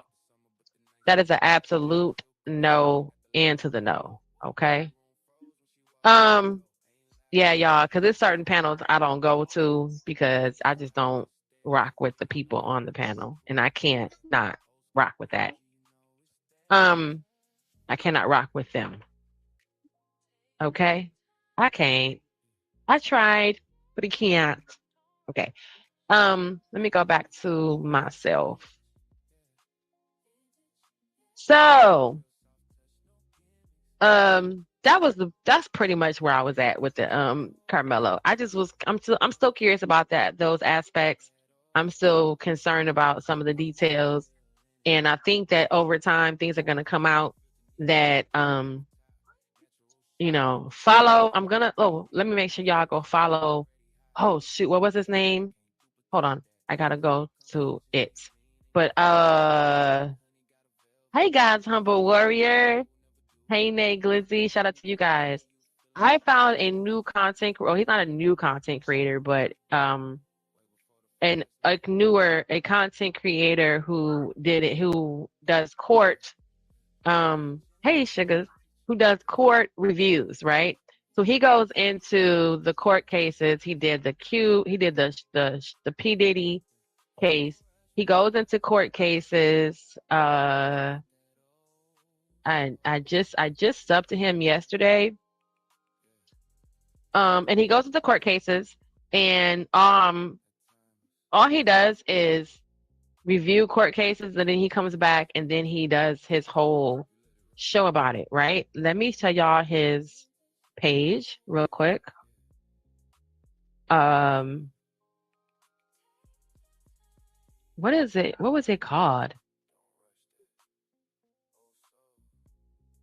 What the heck was his page called? I just subbed to him.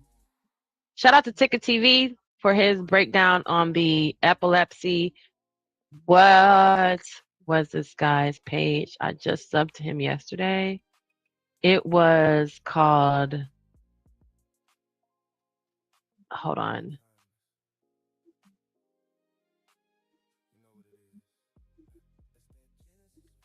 Is it? Hold on, let me see. Shout out to the What Up Doe podcast too. You guys have been really kicking butt. Shout out to What Up Doe podcast. I think you guys have really been kicking butts as well. Thank God for you guys. Okay, found it. Okay, that's what it was. It's called Watching the World 777. I'm going to post his there we go. Let me see. There we go. Copy. I'm going to post his link in my Hey, hello, what's up to Lighthouse? What's up to Smitty? I'm going to post his link, his page, the link to his channel in my chat, okay? So let me go back to it because this is what I really wanted to say about it. Okay, so like this one here, Watching the World 777 showed up on our lovely SBG's channel panel a couple of days ago and gave a good breakdown in detail of some of the things that was going on. And of course, because they're in the courtroom, he said he's sitting behind Carmelo Anthony and he's observing his behavior and watching him and just observing the case. It was another young person that was up there. I believe it was Queen Sheba. She gave her commentary from also sitting inside of the courtroom as well. Pink is definitely my color. Everything I have is pink. Even y'all can't see it, but the stand that's holding my phone is pink. Even my old beat up earbuds is pink. And you really can't see it here, but my French manicure is pink. But from afar away, it just looks white. So pink is definitely my color. So yeah. Okay, so back to this really quick. He said that while he was in the courtroom, one of the things that he said yesterday, while he was in the courtroom, they are able to see the video. The video, there was no phone footage. There was nobody showing footage from their phone, right? The footage came from the arena's cameras. Remember I said this earlier, and this is very live. I said earlier that there's so many different situations where there was no footage taken by a phone, which I don't believe in 2026. But there's cameras everywhere. Like, y'all, I got a ticket. Once upon a time, I got a ticket, and there was no cops around me. I don't know who saw me run the stop sign. But babies, sugars. When they sent me the ticket, sugar. They had a picture of my car. They had a picture of me in the car and looking. I looked to the left. I looked to the right. I looked. They got the camera picture of me looking like this. Then they had a picture of me, the license plate. Then they had a picture of my car. Babies, my sugars. They had a picture of me coming down the street. They had a picture of me not stopping at the stop sign and turning the corner and then going down that street. They had like 6, 7 pictures of me. Now you mean to tell me Eddie, that ain't your friend, was sitting right there next to Carmelo. Got pictures of him and his grandmama and pictures of him and his mama and all these different ages and different stages of life. Pictures. And you mean to tell me that to this day, Eddie don't got no video images of that day, of that thing happening? when the city of Virginia Beach got pictures of me on the street. So when they say the footage that they saw in the courtroom of Hunter and Austin walking up to Carmelo, right? That was from the arena's cameras because the kids in 2026 for some reason didn't record this.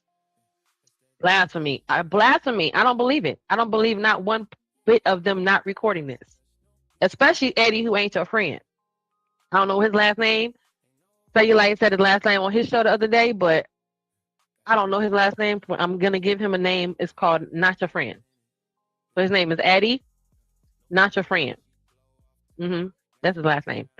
So go check out the SBG. We're going to shout out to Sharon. Go check out Sharon's show where this gentleman, I think his name is Mo. Shout out to you, Mo, for watching the World 777 where truth and justice meet. Go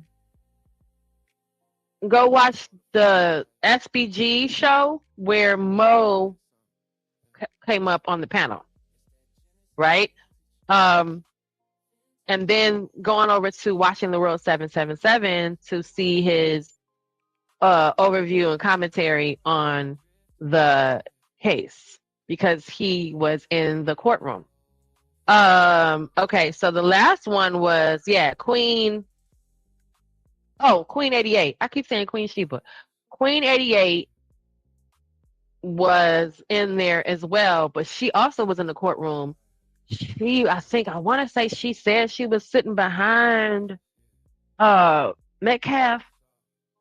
So I'm going to listen to the people who, I'm not going to listen to everybody entirely. I have to listen to folks who were actually in the, shout out to Uda Ongo. Uda Ongo is also in the courtroom. These are folks that are in the courtroom, listening to the testimony, listening to the court, the witnesses, listening to the judges, listening to what they're saying.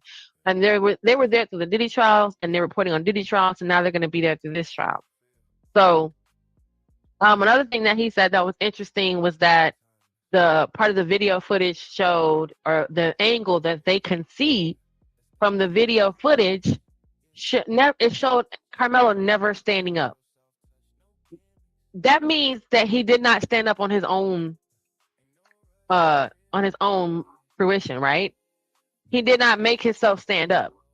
That's different. I'm 5'4". So if you walk up to me and you standing over me and you grab me by my shirt, if you grab my little cute Hello Kitty shirt and you pull me, I didn't stand up by myself. But that makes sense. And then how am I stabbing you? I showed y'all my little knife. How am I stabbing you? And I'm going to get to you from sitting down position. I didn't believe that from the beginning, y'all. And I kept saying Carmelo was sitting down. He was sitting down. Y'all, everybody want to say, oh, no, he stood up. But he could not have stood up on his own fruition. He could have been pulled up to a stand. Not on his own, standing up, facing. He didn't square up to the guy. But if he never squared up, then he didn't stand up. How come ain't no period right there? Period. So when he said that, I thought that, and you know what's crazy? Shout out to the Drip Show, the Hideout, and the Shamurk. Because I said that like a couple days ago. I said, what if that wasn't the case? What if he was pulled into the knife? What if he fell onto the knife is what I said. What if him doing all that extra in your face put you in a situation where it pushed you towards him? And because you're gonna have to say that Carmelo got like all this like Secret Service training to know how to like do this from a sitting position. That's some old taken Steven Seagal type stuff, you know, where while I'm sitting down looking like I'm being peaceful and quiet, I'm going to, choke you out type of thing. You ain't gonna see it coming. So that's, to me, he doesn't have the skill and the buoyancy and all that to be like, yo, I'm gonna get you from down here. He had to be pulled up, but then that makes sense if Austin was pulling him into himself as well. So while I'm pulling your shirt and grabbing on your backpack and pulling you towards me, you go ahead and thrust your hand and, hey, wherever it hit is where it hit. Why are we making this situation like responsible for this boy red rumming this young boy like all intentional. Like Red Rummin, this boy like doing this like because he was trying to do something to him. He was really trying to save his life and keep himself together. Because remember, we just went over the notes. We just pulled up the video on epilepsy over here on my YouTube side, and we found that the Board of Epilepsy, go look it up, right? Hey, L. Nixon, the Board of Epilepsy says the number one trigger for an epileptic seizure is going to be physical confrontation. It's the combination of me being upset, the combination of my blood, my adrenaline flowing, the combination of me hyperventilating, like, nigga, try me. All that is combined neurologically, physically, biologically creates a trigger. And again, we said that it's not like the seizure sitting over there minding its own damn business, ain't got nothing to do with you today.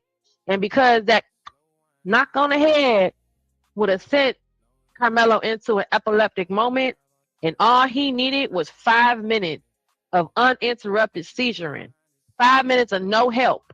All he needed was 4 or 5 minutes, 6 minutes of no one coming to his rescue. Because in real life, if Austin and Hunter had punched him into a seizure, they weren't finna call no damn EMS. Who they gonna call? They ain't gonna call nobody.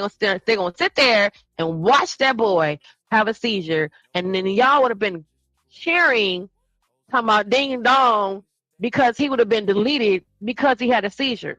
But remember, a few minutes ago we said so the Kashala got beat up, and it enraged her tumor. Renaya was getting beat up, and it kicked off her autoimmune disease. I mean, her neurological disorder. So they gonna try to, even if Carmelo was in the hospital on life support, they was gonna say that he wasn't on the life support because of him having a fight with Austin and what's the other boy, Hunter. They're going to say he in there because he had a seizure. And we already said that we have established that a seizure is not, what triggers the seizures is not a cause. It's a trigger. What causes him to have a seizure is already in his body, already having the neurological dysfunction. So it's crazy to think that wouldn't have happened. But what's even crazier to think is that them folks was going to sit there and help that boy. And I'm really stuck on the idea that y'all would have been cheering either way. Okay? Would you say DJ Music ignore the mindset? I don't know. What else did you say prior to that? Oh, you said good point. The traffic cameras. Oh, good point. Right, because music. When they sent me them pictures, I thought I had did a photo shoot, child. I had thought I did me a photo shoot. I was like, where was I at doing posing like this? Girl, that child, they had me in the camera in the window, like, I'm singing. I'm doing all these faces and stuff. I have freeze frame, like, right? So I'm looking at the mail. I was like, state of Virginia motor department. Well, I didn't, and I'm not, in my mind, I'm like, I did not get pulled over by the police. So where is this coming from? Baby. It was a camera. It was pause, click, pause, click. I was like, oh, I should have paused. I should have known. Now I need to make sure that I got my face beat, and I make sure I got cute outfit on, because if I run a stoplight, I'm finna have me a photo shoot. That's how I felt. That's how I felt. I was like, wait a minute, where all these pictures come from? And like I said, babies, sugars, they had a picture of me coming down the street, not stopping at the stop sign. They had that picture. They had me at the stop sign, turning. They had me driving down the street I was going down, okay? They had 4 images of that, 4 or 5. They had images of my face because I turned and looked down the street, and that camera caught that picture. That image was across the street on the other side, because it was me looking that way to see if traffic was coming.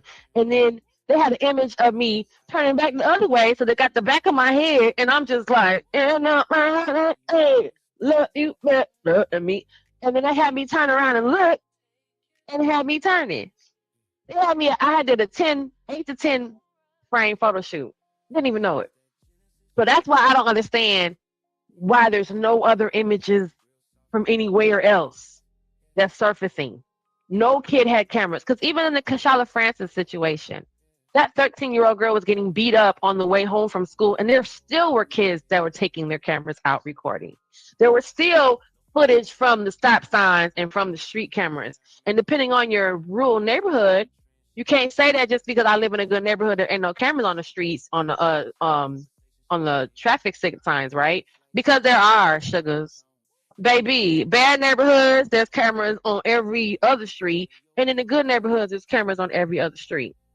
And even some of the good neighborhoods, because you can't equate it to the fact that they live in an upper scale neighborhood, because we have all driven through where they've seen the sign as you pull into the upper scale neighborhood where you start to see these houses go from 50,000, 80,000 to 100,000, and everything over here is worth $500,000 when you cross the street, right? So we've all driven down those streets where it's a nice, beautiful sign that says the community is being, there are surveillance cameras in the community around the area. There's a nice little sign that we pass. Sometimes they're white, sometimes they're yellow, with a little camera on it that says the area has surveillance. So you mean to sit there and tell me that with the Kashala Francis situation, that little girl, and that was happening in Houston, Texas. So again, Texas law, right? So what happened to Texas law now? Because Texas law, this is the third case in Texas, but the only case with Carmelo gets 35 years. With the Kashala Francis case, because the tumor was activated, there's no arrest. There's no arrest and nobody. Ain't nobody going to jail for arresting her. I mean, beating them up. Beating up that little girl. Because she didn't, because they're trying to say she had a pre-existing condition. Right? So does Carmelo Anthony.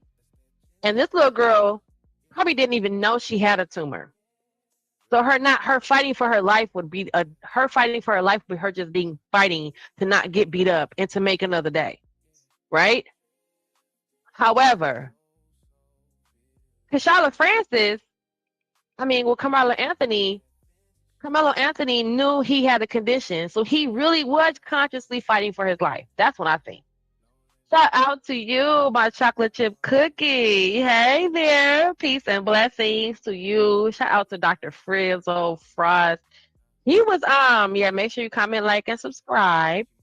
Shout out to you, Frizzle, for doing a grown-up stream. This is called grown-up streaming. Okay, we're streaming like adults now. Okay, even though I do come for the games. I come to watch you play your video game. However, I do appreciate you guys having the conversation last night. That was pretty good to talk about it.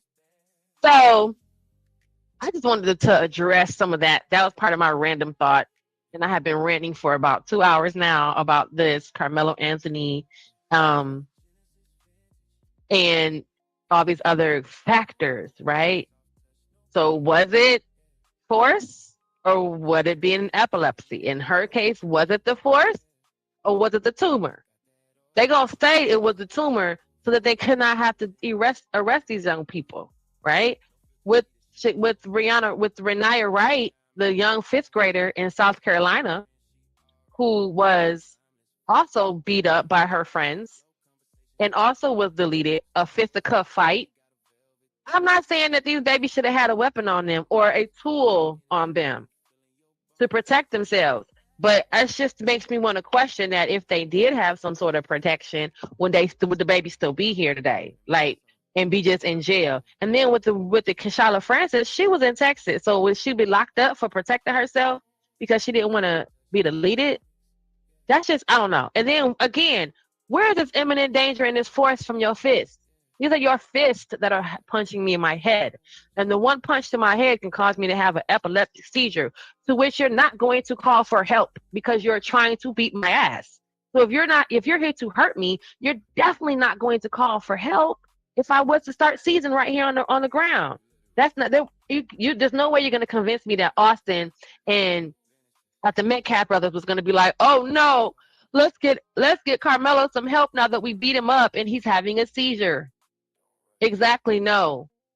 And then guess what? Remember, don't forget, guys. You can go look up. The Board of Epilepsy have said that it takes 5 minutes of uninterrupted. You're not helping them. 5 minutes of you not doing nothing but sitting there and watching them fish around and have a whole seizure moment. If you don't help them so they won't bite their tongue, you don't put anything underneath their head to help them, you don't help comfort them. If you just stand back and watch, that 5 minutes can be so detrimental to their brain recovering and them even having later on issues physically.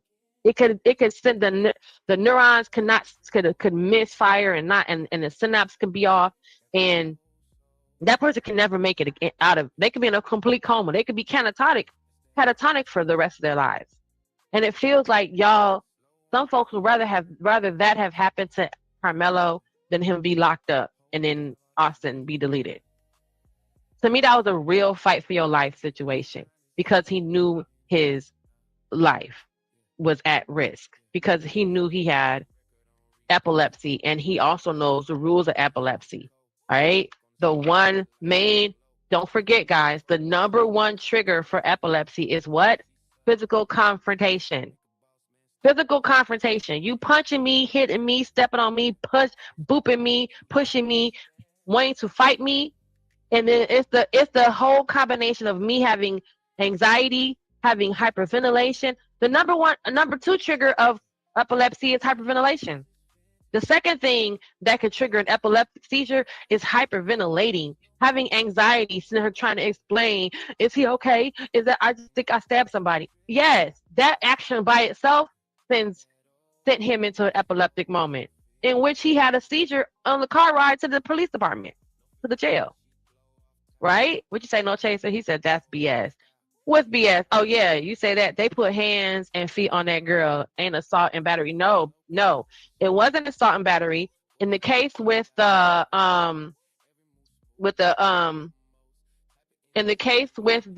Renaya Wright girl who was 10 years old. In the case with her, she was a 5th grader from South Carolina who also was beat up by her classmates.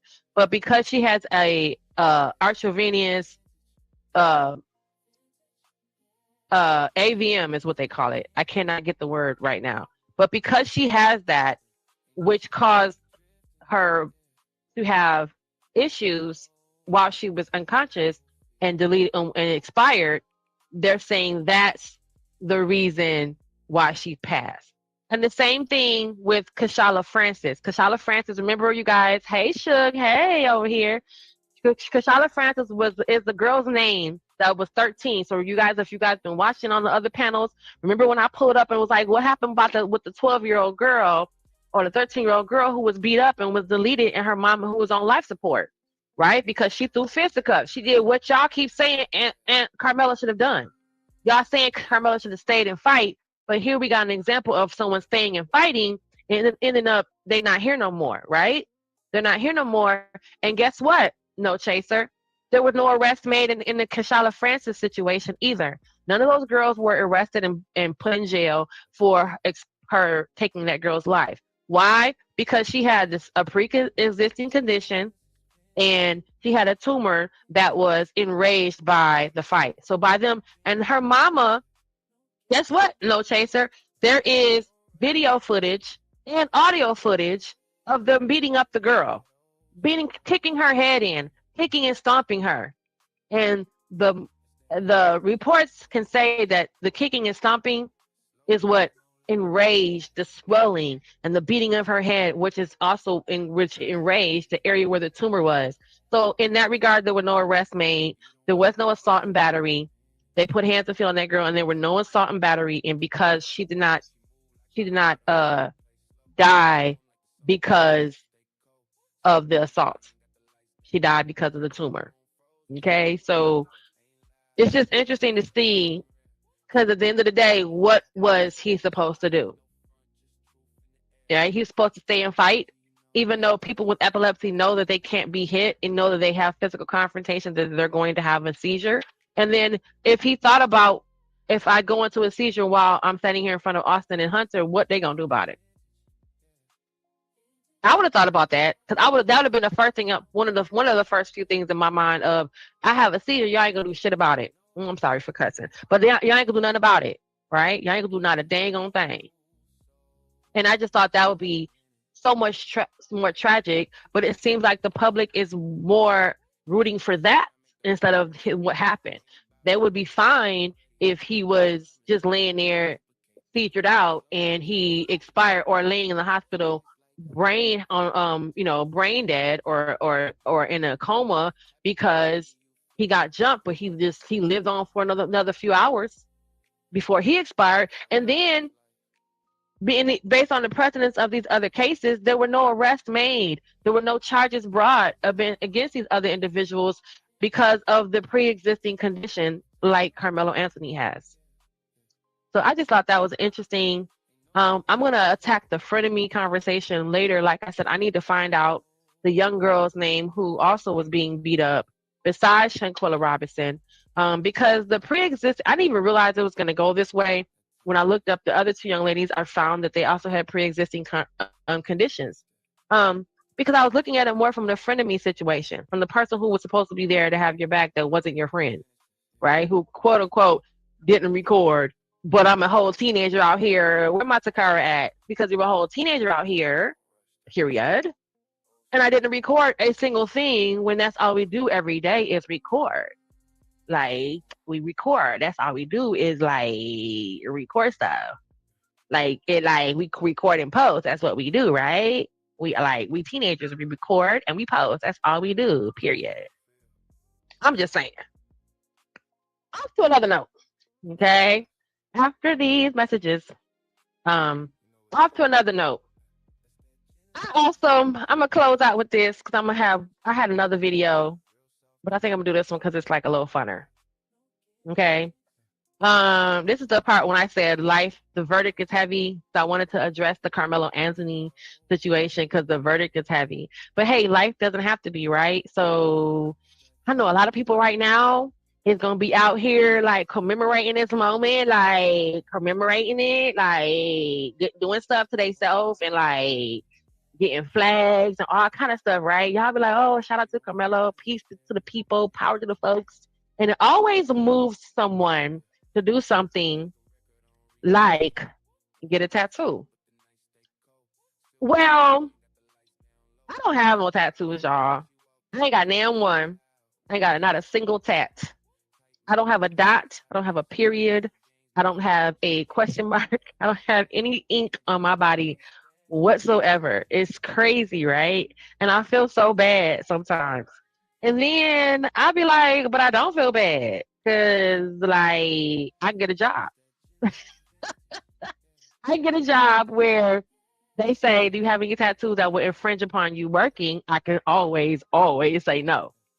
Some people might have called me, like, scary, like, right? Like, scary. Some folks have said, were you playing? Right? But how I'm gonna make it to be this old, beautiful 50, make it to be 51 years old with not a single tattoo on me, not a single dot, not a single one. And you know why? I found out why, y'all.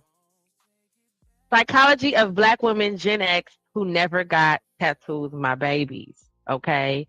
I shout out to the page Female Psychology and Nicole and Female Psychology with Emma.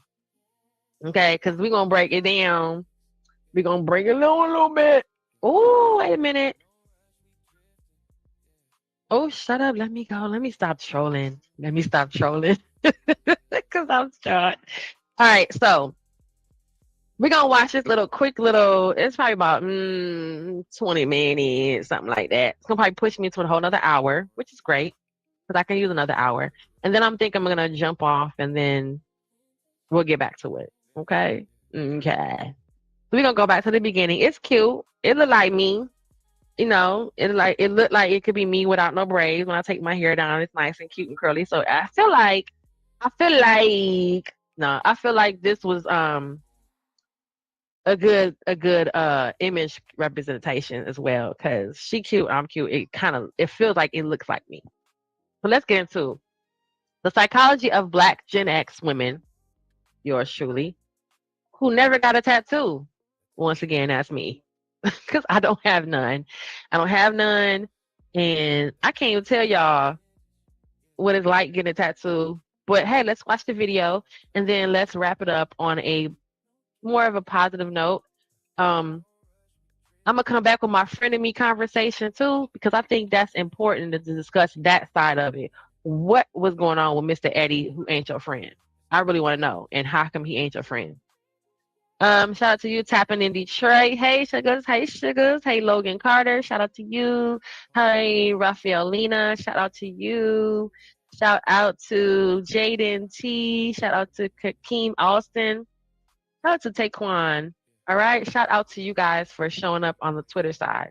All right, y'all. So let's get into this video, and this is gonna explain why your girl Jen don't have no tattoos. I feel like maybe I should drop the link. Let me pin it. Let me pin it, and just in case someone wants to come and talk to me. All right, so let me just go ahead and put that up there. Hold on.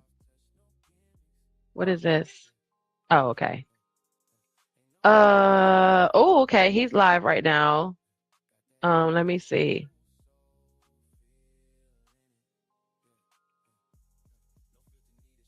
Okay, I'm just pinning the message real quick. Pinning the link just real quick in case y'all wanted to hit the link and come on up.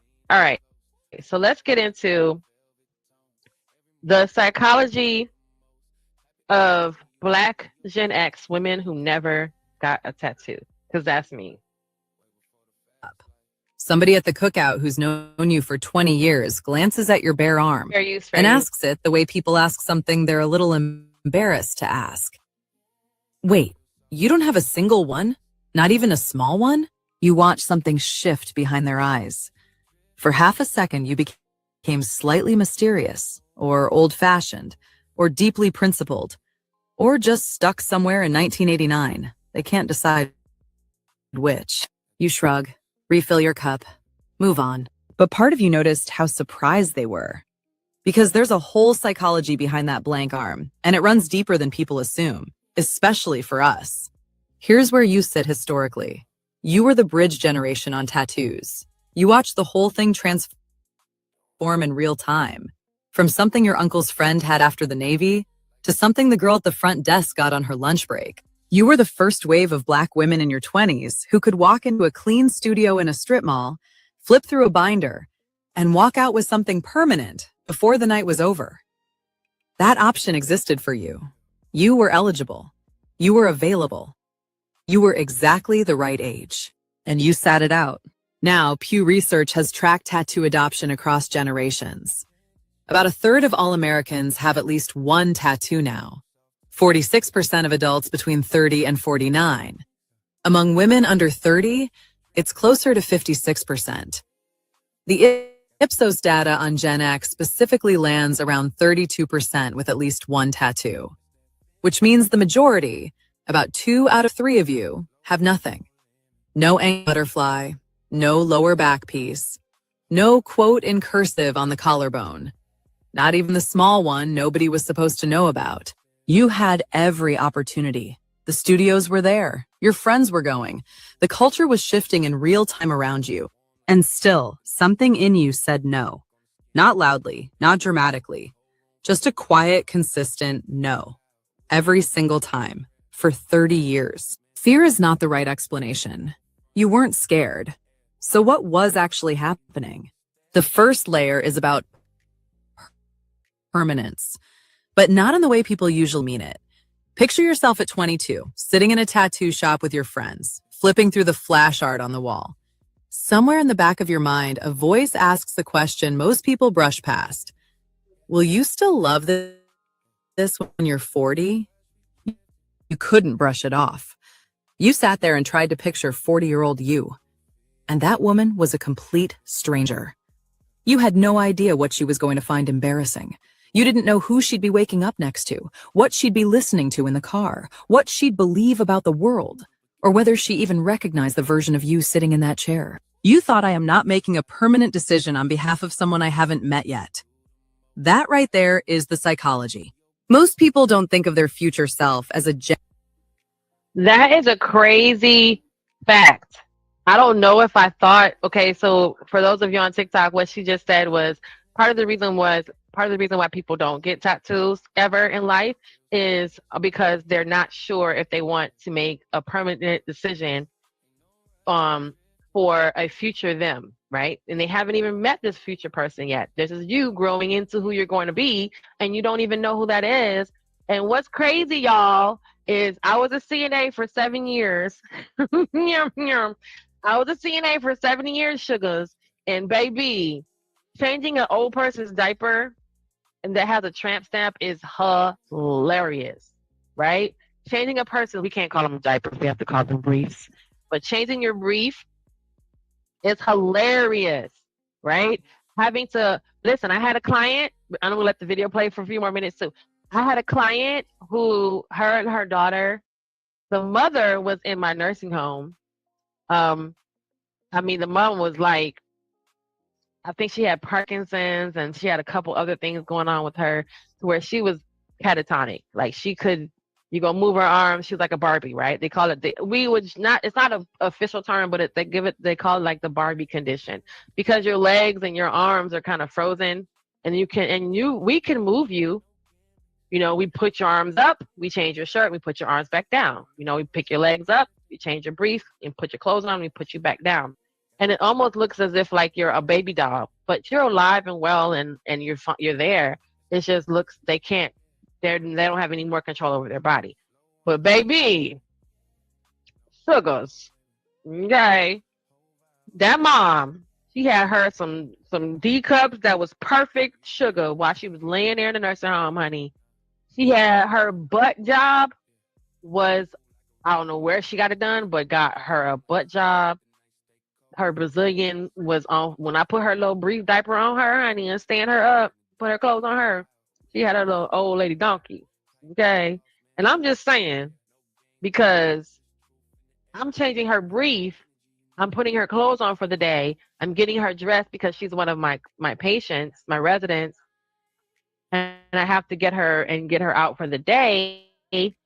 And um and she's got all this work done. And of course you get to roll her over and you see every now and then you see an old lady with like 70 years old with Parkinson's or 80 years old with dementia, and she's got a tramp stamp on her little wrinkly old back. I don't know, babies. I don't know, but that is hilarious to me, right? The belly tattoos and baby nipple rings, hilarious. Okay, so I feel like that's a valid point because I'm not saying that was my reason. I just didn't find anything out. I think the video explains more of my reason, but that wasn't one of them. I wasn't looking at myself later going, well, I was looking at myself later regarding the tramp stamp, you know, things that were going to be kind of signature-ish, like of my generation. Um, but I do know I was not thinking like, oh, what is going to be the 50-year-old me going to be like? Do I want to have this tattoo on my arm, on my little saggly, wrinkly arm, or my back fat? You know, it was a small tattoo, but now since my back is big, it's a big tattoo kind of thing. I was thinking about it more like that. I wasn't thinking about like, oh, I'm going to be this distinguished person and I can't have this, you know, this be seen.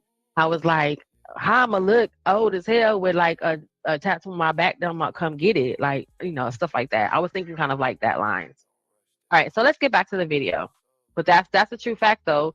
You won't get it. Some people don't get tattoos because they're not sure how the older them is going to be in their lifestyle. And even then, they mentioned in the video, you know, having to explain that decision or having to be responsible for that decision later, and being with someone who could be a problem. So, here, story time, right? Another story time. I was watching an episode of, I want to say it might have been Grey's Anatomy, right? Where there was a gentleman who he was in the hospital because he did something stupid with his buddy friends. And he's in the hospital. He knocked himself unconscious and this whole thing, right? And his buddy friends were like, we have been like trying to get him to shave his beard. and we've been trying to get him to shave this beard. His beard looks crazy, and we've been trying to get him to this whole time. So he is in the hospital bed, and he's, the friends are coming in. He's unconscious. And the friends come in and they shave his beard. Underneath his beard, he's got tattoos of swastikas on his face, you guys.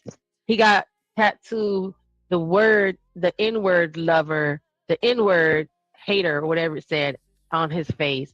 He had a swastika on his face. He grew his beard in because guess what? His wife or his girlfriend is biracial. So when he fell in love with this half-black woman, he grew his beard in because he knew that the symbols on his face were, instead of him going and getting them removed, he let his beard cover it up. And he always kept his beard nice and tapered. Was not a problem. He looked great. However, when the buddies came in and did the prank while he was unconscious to shave his beard, and they realized underneath the beard, this is what he had been hiding. So again, some people are looking at the tattoos like, I might be all black power when I'm a teenager. I might be all white power when I'm a teenager, but then you grow out of it, or you grow into a different frame of mind. And now you're like, okay, that's not me anymore. And now you let this tattoo has to go somewhere, because what you're doing, how do you know that you can have a whole white power tattoo when you're a teenager and grow up and really love and want to be with a black person? And now this whole white power makes no sense, and it's offensive. And is this what you really mean? So I just thought that was an interesting part of that video, because that people are looking at it like, I don't want to offend anyone. I don't want to, have anything on my body. And then I wake up next to the person that I've, the man or woman of my dreams. And now I got to explain this to them, and it's offensive. Yeah. So let's go ahead. Genuinely different person. They assume future them is just current them with a little more mileage. You knew better, because you'd already watched yourself become completely unrecognizable. You were a different person at 15 than you were at 22. You were going to be a different person at 40. You had enough data on yourself by 25 to know the data wasn't stable. And here's the piece that connects specifically to us. A lot of Black Gen X women grew up being asked to be certain things, certain ways, all the time. Dependable, composed, together, the one who holds it down. So when you actually got a moment of choice, of pure personal expression with no one else's needs attached to it, your nervous system didn't just pick something off a wall. It paused. It asked whether this was actually yours or just the next thing someone handed you. The tattoo regret data supports the instinct. Roughly 1 in 4 tattooed Americans regret at least one of theirs. And the people who regret got their tattoos significantly younger than the people who don't. The 22-year-old version of you that you didn't trust. And then, so what they just said was that the 22-year-old version of you that got that tattoo when you were young, you lived to regret at least one of them. Like, you may have multiple tattoos, and then the one you got when you're the youngest, right? That 20-year-old mind that's so underdeveloped, right? The same mind as the frontal lobe that's still developing, the same person, right? That 22-year-old made this crazy decision, and now as you get older, you realize that most of those that decision was not okay. And what you did with that decision was not okay, because now you don't like it. Right? So you ask people with tattoos all over their body, you're like, where this come? What does this mean? Where you get this from? Why you get this tattoo? And everything has like such a sentimental reason, but then they always be like, I don't know why I got this. I don't know why I got this one right here. so that's right. They say 1 out of every 2 people don't, they have a tattoo that they regret having. Because that younger mind if they're not old enough at 22 to make other decisions that we think that they're to be old enough to make, how do you even factor in getting a tattoo and making that a good decision? So it's not that you're scared, it's just that wasn't a good decision. You didn't want to look up later and say, wow, I have made this decision and I don't really think I really like it like that. And then what happened? Now we got a whole show of people going in and getting their tattoos covered up or getting them turned into something else. All right, let's go back. Was statistically right. That future stranger you refused to bind would have had opinions about it. Now here's layer 2, and this one is specific to how you're wired. You sat out tattoos precisely because everyone around you was getting them. Read that again. The popularity is what triggered the refusal. You watched the first wave. The tribal armband. Somebody on your block came back with one in 1996 and walked around like he'd been transformed. Then the lower back piece on every woman at the club. Then the Chinese characters that turned out to mean something like soup. Then the dolphin on the hip. Then the dream catcher. Then the infinity sign with the word breathe written through it. Then the matching tattoo a couple got the week before they broke up. You watched the same design show up on 3 different people at the same party in the same month. You weren't eye-rolling. That's not your move. You weren't judging anyone out loud. You just noticed. And noticing what everyone else is doing without automatically joining in, that's something you've done your whole life. There's a particular kind of intelligence that runs through Black Gen X women that doesn't always get named. You grew up watching adults make fast decisions that cost them later. You watched the adults in your family and your neighborhood get swept up in things, financial things, relationship things, belief things, and you absorbed a very specific lesson. When something is everywhere all at once, slow down. Watch where it lands first. The tattoo industry was one of the earliest tests of that instinct. And when you slowed down, what you saw was most people were getting the popular tattoo, the one that was trending that year, the one their cousin had, the one they picked off the wall when they walked in with no plan. A whole lot of people made something permanent out of something borrowed and then called it self-expression. And see, that was the other thing too for me on why I was not getting a tattoo at that time, because it was something like, okay, for me, I don't know why did I think, am I muted? I don't know why did I think that like tattoo artists had to like make your tattoo. I didn't know that I was going to walk into a room. Oh my God. The weekend I got my belly pierced, my navel pierced. That's the only thing on me, right? My navel piercing is the only thing on me. The weekend I got my navel pierced, I got my navel pierced twice because I didn't know. The first time I got it pierced in Venice Beach. And of course you walk in, there are literally like tattooed pictures of people, celebrities. It's just so inviting to get one. Because if you look around, there's like images of everything on snakes and dragons and birds and butterflies, and everything has a meaning, even down to the Chinese language. Like she said in the video, people were walking around with Chinese words on them and didn't even realize this whole time it said soup, right? Or it says, butterfly, or it might say dog poop. We don't know. So it would be overwhelming. And I'll be looking through the picture books. Those picture books would be massive. And I'd be looking through the book, and it would be the same thing over and over again a lot. It's either the tribal, the infinity symbol, the dragon, and I'm not Asian to know what that really means, right? Even with the tribal things, So that was another thing for me was, I thought the artist is supposed to draw your tattoo, not like pick something out of a picture book or a cookie cutter kind of thing, where everyone's going to have the same tattoo. But and even then, when I thought like, okay, at least the tattoo artist would draw it a little different or do something a little different. And it was just like the video said, I started seeing the same tattoo on different people, the same tribal band. You got a tribal band that was literally a black band. Not the Moana, detail that's like on Maui, right? It was a black band across your arm. So that means you sat there and had this tattoo artist literally color in between the lines. And it's black. It's nothing. I just thought that was interesting too. Like some of these tribal bands that don't even know what it meant and why it's on your body.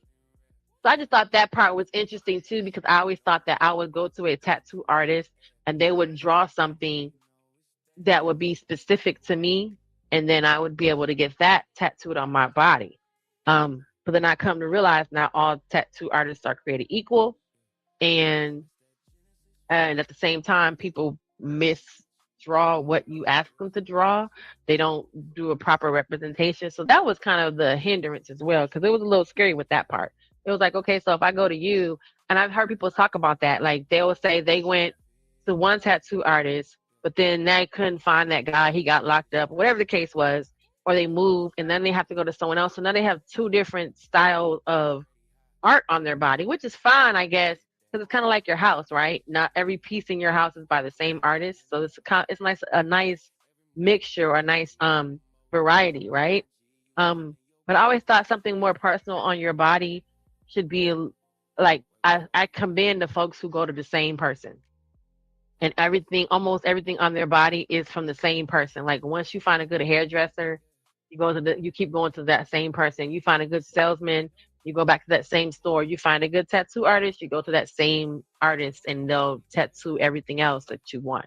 So I just thought of it like that. So of course, walking into these stores, I'd be like, walking into these tattoo shops, I would be like, this is a lot. Like how? And then on top of that, again, these tattoos everybody got. If y'all got a picture of them already, it just, to me, that's what it seemed like. If y'all already have the image, someone already has these tattoos.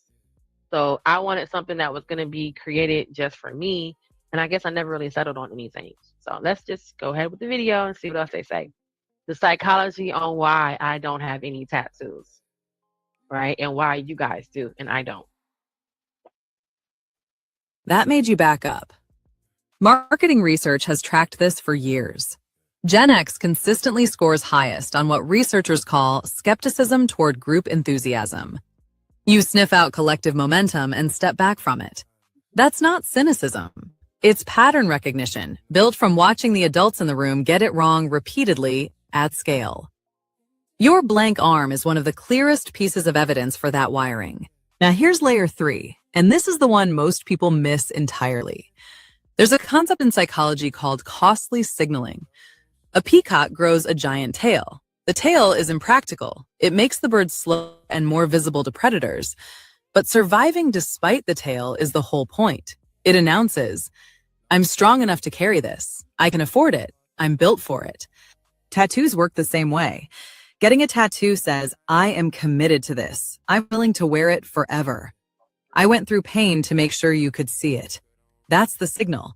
Costly, permanent, visible. You send the opposite signal.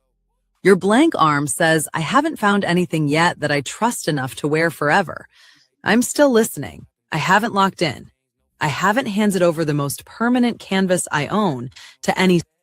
See, and that's an interesting factor too, that it was cost versus permanency.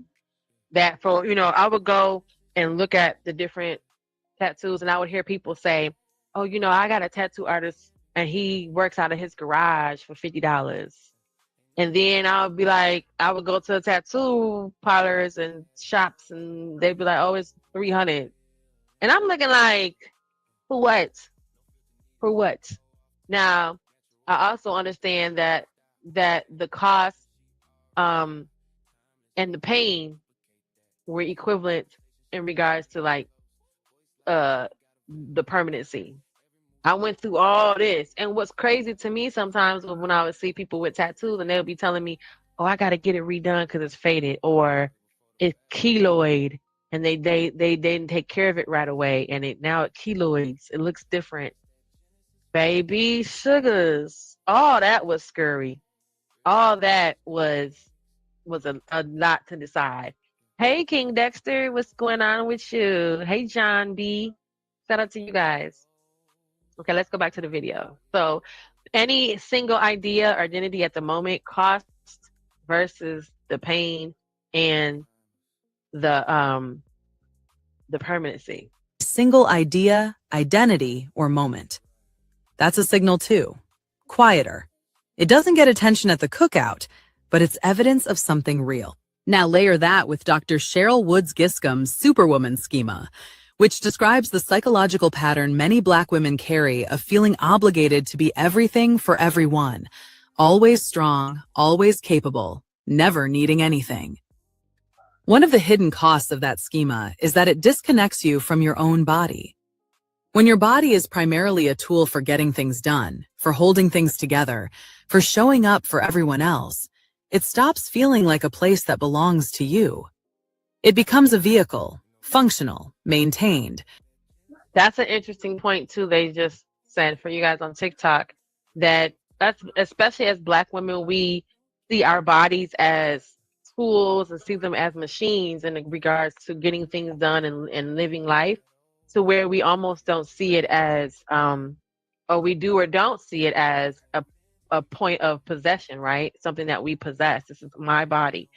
So for some people, getting a tattoo is reclaiming that possession, saying, hey, I can go put this, I can do this to reclaim myself. And this is the tattoo I got when I came out of my depression, or, rejuvenated my life and was born again. So just as a person would not get a tattoo because their body, they're in autopilot. They don't even see themselves and their body as being a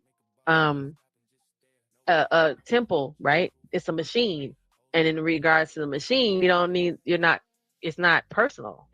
I need to keep myself together so that I can make sure that I'm there for everybody else. And then the tattoo is the one thing that they do for themselves. So that's what also the good point that they brought up just now. But not really yours to do something just for yourself with. So when someone hands you a needle and asks what you want to put on your body, just because you want it, just for you, with no practical function attached, some part of you doesn't even know how to answer that question. Not because you're repressed, because the concept of the body as personal sanctuary, as something you decorate out of pure desire, never fully got built into the blueprint. A 2012 study comparing personality profiles of tattooed and non-tattooed people found that the tattooed group scored higher on extroversion, sensation-seeking, and need for external uniqueness. The non-tattooed group scored higher on conscientiousness and slower commitment to visible decisions. That's the polite. Wait a minute. I don't think I got this far the first time. What? Hold on. Let's rewind that. Way of need for study, concept of the body as personal sanctuary. Let's rewind. Some part of you doesn't even know how to answer that question. What was the question? Not because you're repressed, you functional, maintained, okay, but not really yours to do something just for yourself with. So when someone hands you a needle and asks what you want to put on your body, just because you want it, just for you, with no practical function attached, some part of you doesn't even know how. Okay, so the question for the tattoo persons are when they come up to you and they say, what do you want on your body? And you're not sure because part of you doesn't even know because it's not a connection to it. It's not an emotional connection yet. How to answer that question. Not because you're repressed, because the concept of the body as personal sanctuary, as something you decorate out of pure desire, never fully got built into the blueprint. A 2012 study comparing personality profiles of tattooed and non-tattooed people found that. All right, so a 2012 study of personality profiles. Oh dear. Of tattoo group and non-tattoo group people, right? So what they discovered was that the tattooed group of people, they have high on extroversion, sensation seeking, and a need for external uniqueness. So their uniqueness is on the outside. The things that make them special and make them unique is on the outside. The non-tattooed individuals were higher on consciousness and slower commitment to visible decisions. I didn't know that. The tattooed group scored higher on extroversion, sensation-seeking, and need for external uniqueness. The non-tattooed group scored higher on conscientiousness and slower commitment to visible decisions. That's the polite way of saying you think things through. But for Black Gen X women specifically, there's another layer underneath the conscientiousness. A quiet relationship with your own body that is still being negotiated. Here's the piece that gets at something deeper. Most people don't think about their body as property they own. They treat it like background scenery to their actual life. It's just there. It runs in the background while the real stuff happens. You don't do that. You have always understood, maybe without having words for it, that your body is the one thing on this earth that actually belongs to you. Not your job. My body is the that only can thing let you that go. belongs to me. Not your house. The bank has the paperwork. Not your relationships. Those can leave. Not even your memories, because memories revise themselves without asking permission. Your body is the only inventory that has your name on it from the beginning. And a lot of Black Gen X women grew up around a specific kind of lesson about the things that belong to you. You watched adults not take care of what was theirs. Cars that died because someone skipped the oil changes for 2 years. Homes that fell apart because the roof kept getting put off. You absorbed a quiet rule from all of that watching. The things that are yours, you protect. You don't mark them on impulse. You don't hand them over to a trend. But here's where it gets complicated for us specifically, because that same body that belongs to you has also been the site of a lot of things you didn't choose. The strong Black woman trope lives in the body. Oh, I wonder, can y'all hear The it? expectation to be physically present, emotionally available, visually composed. All of it gets carried in the body. The body has been a place of labor more than a place of pleasure, a place of service more than a place of sanctuary. So when the tattoo conversation comes up, there are actually two things happening at once. There's the part of you that is protective of your body because it's yours and you don't make permanent I wanna know decisions if y'all can lightly. hear it through my And there's the speaker. part of you that That's crazy. hasn't fully inhabited your body as a place of Hi, guys. pure Hi, personal Zoe. expression yet, Hi, because oh, that's hi, a newer Josie. idea Hi, than people David. acknowledge. Davida. Both of those things can be true at the same time, and they've been running quietly underneath every conversation about your bare arm for 30 years. Now here's the part most people don't want to say out loud. When you ask tattooed people why they got theirs, the most honest answer is usually some version of, I needed something to point at when someone asked me who I am. Pew data on this.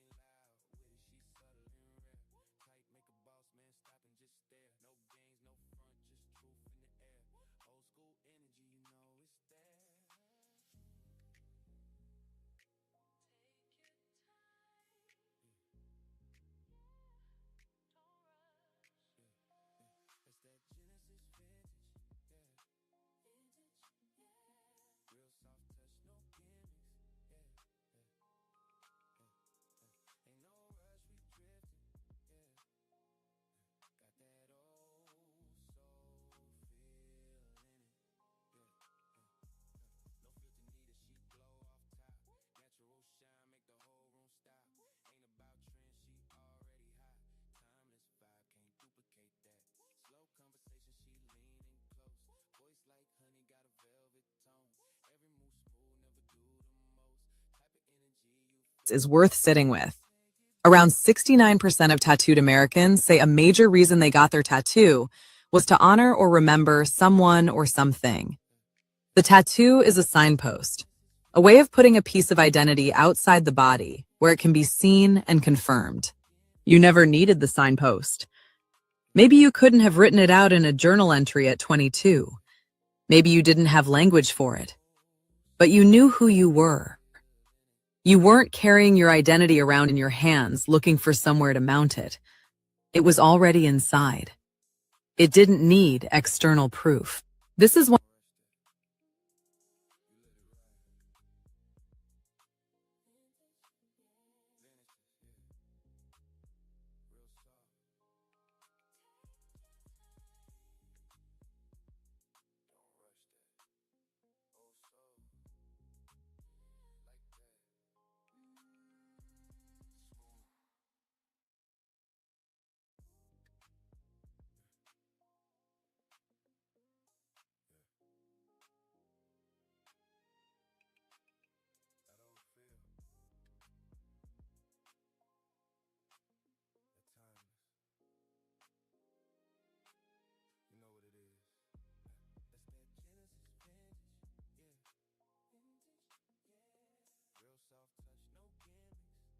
one of the most underrated things about the Black women in this generation. A lot of you have a stable inner sense of self that doesn't require external confirmation. You don't need to wear the shirt to prove you love the artist. You don't need to post the trip to confirm you went. You don't need the lyric inked on your forearm to remember what it means to you. The meaning lives inside. The arm adds nothing to it. Young generations got tagged partly because digital life made identity feel unstable. They're being watched constantly. Their bio has to say something. Their face is in thousands of photos they didn't take. Identity became a moving target. And a tattoo is one way to nail something down. To say, at least this part is fixed.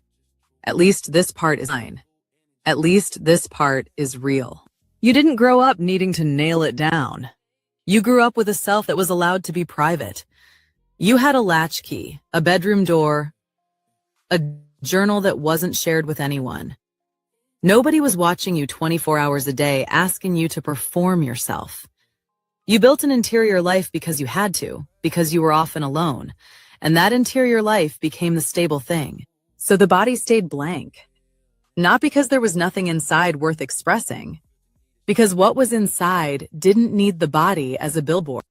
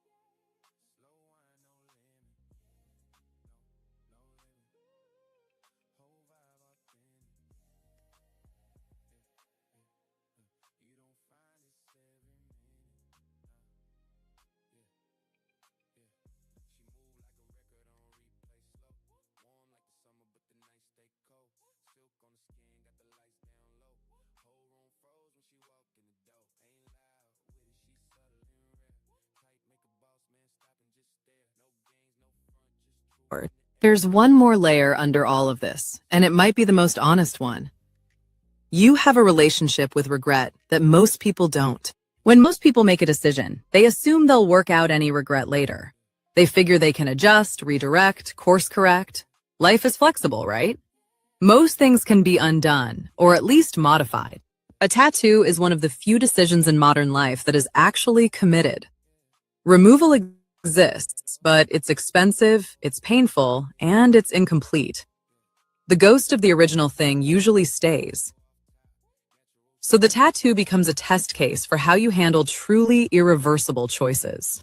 And a lot of Black Gen X women are deeply allergic to making locked-in decisions they can't refine later.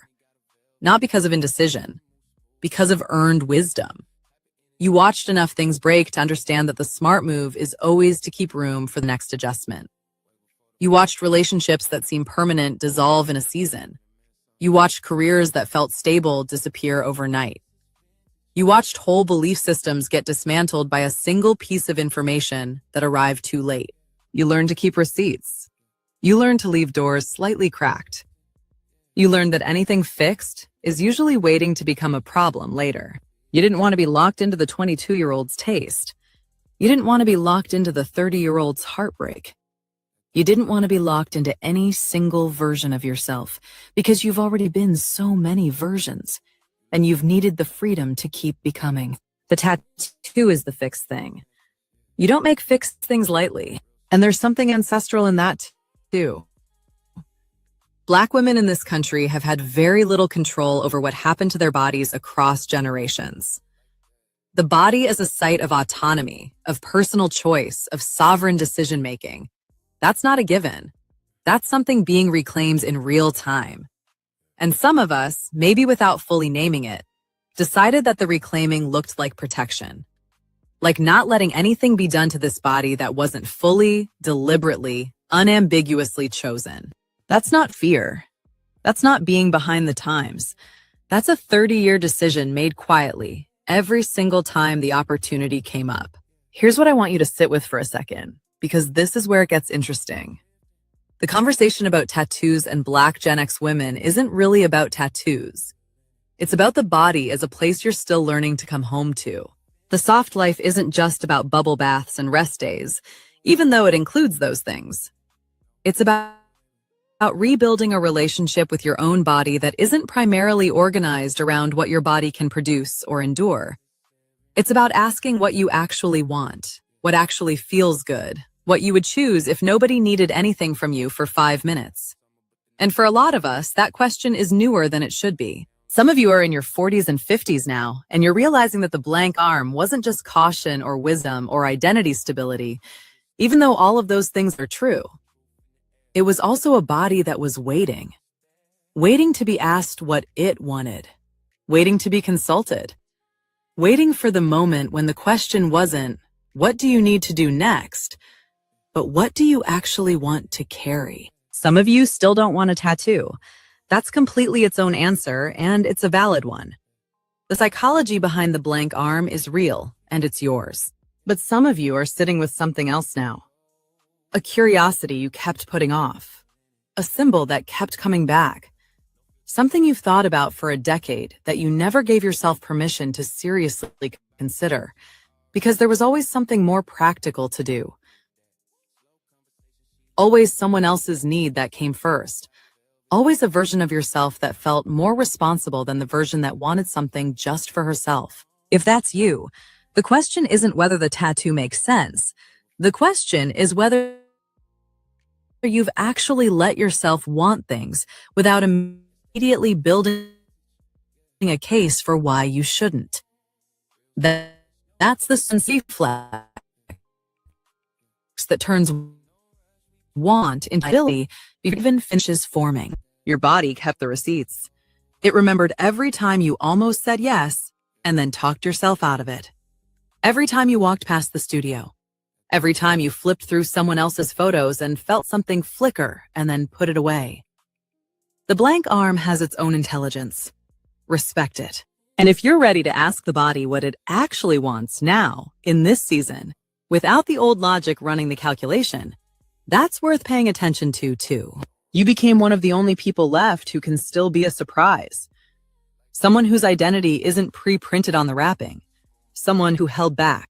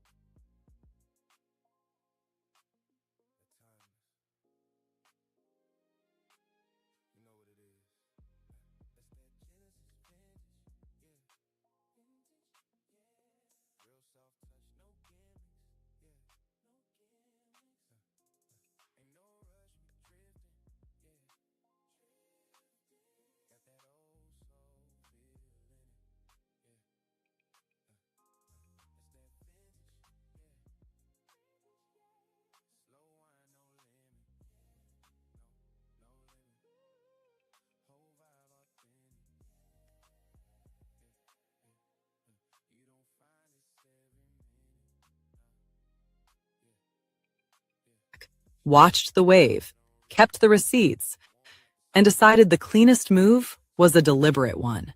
If this landed for you, watch this next video where we go deeper into the body as sanctuary framework and what reclaiming it actually looks like in practice. Subscribe.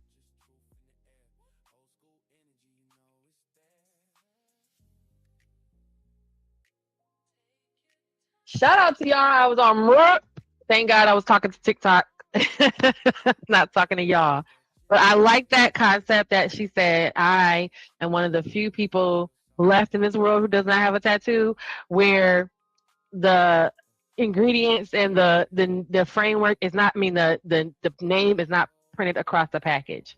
So it doesn't say ramen noodle for me, right? It says if you want to know who Genesis is, you have to actually open the box and get to know me. Well, pause on opening the box. That's not what I meant. I didn't mean open that box. I just meant to, open, get to know me. Not open my box. Okay. So I think I went, almost 3 hours. Let's go for it. Let's get this little 8 more minutes. And hey, Summer, how are you over there? Hey, Christian, how are you? Swamp, hey, what's up? You joined. Yes, the debating if tattoos reveal identity or just billboards. Share your thoughts. What do y'all think over here on TikTok? Let me know what you think over here. What you think about tattooing your body? Is it a billboard of is it identity? Are you a billboard for the things that's happening in your life and the things that's going on in your life? Are you a walking symbolism, right? Are you a walking news flash, right? Hey, look what happened. Listen, my grandma died, right? Look what happened. You know what I mean? Are you more so, is it identifying yourself? Like the tattoos tell us who you are. Can I travel through your body and all your ink to get an idea of just who you are? And those of us who don't have tattoos. And if you have one tattoo, you have a tattoo.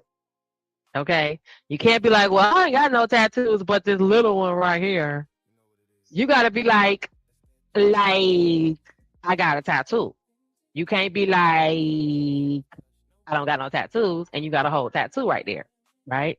Is that something that we say in Detroit? You got a whole tattoo? I feel like that's something we say. So if you're over here on TikTok, please share your thoughts with me. Tell me what you think. Are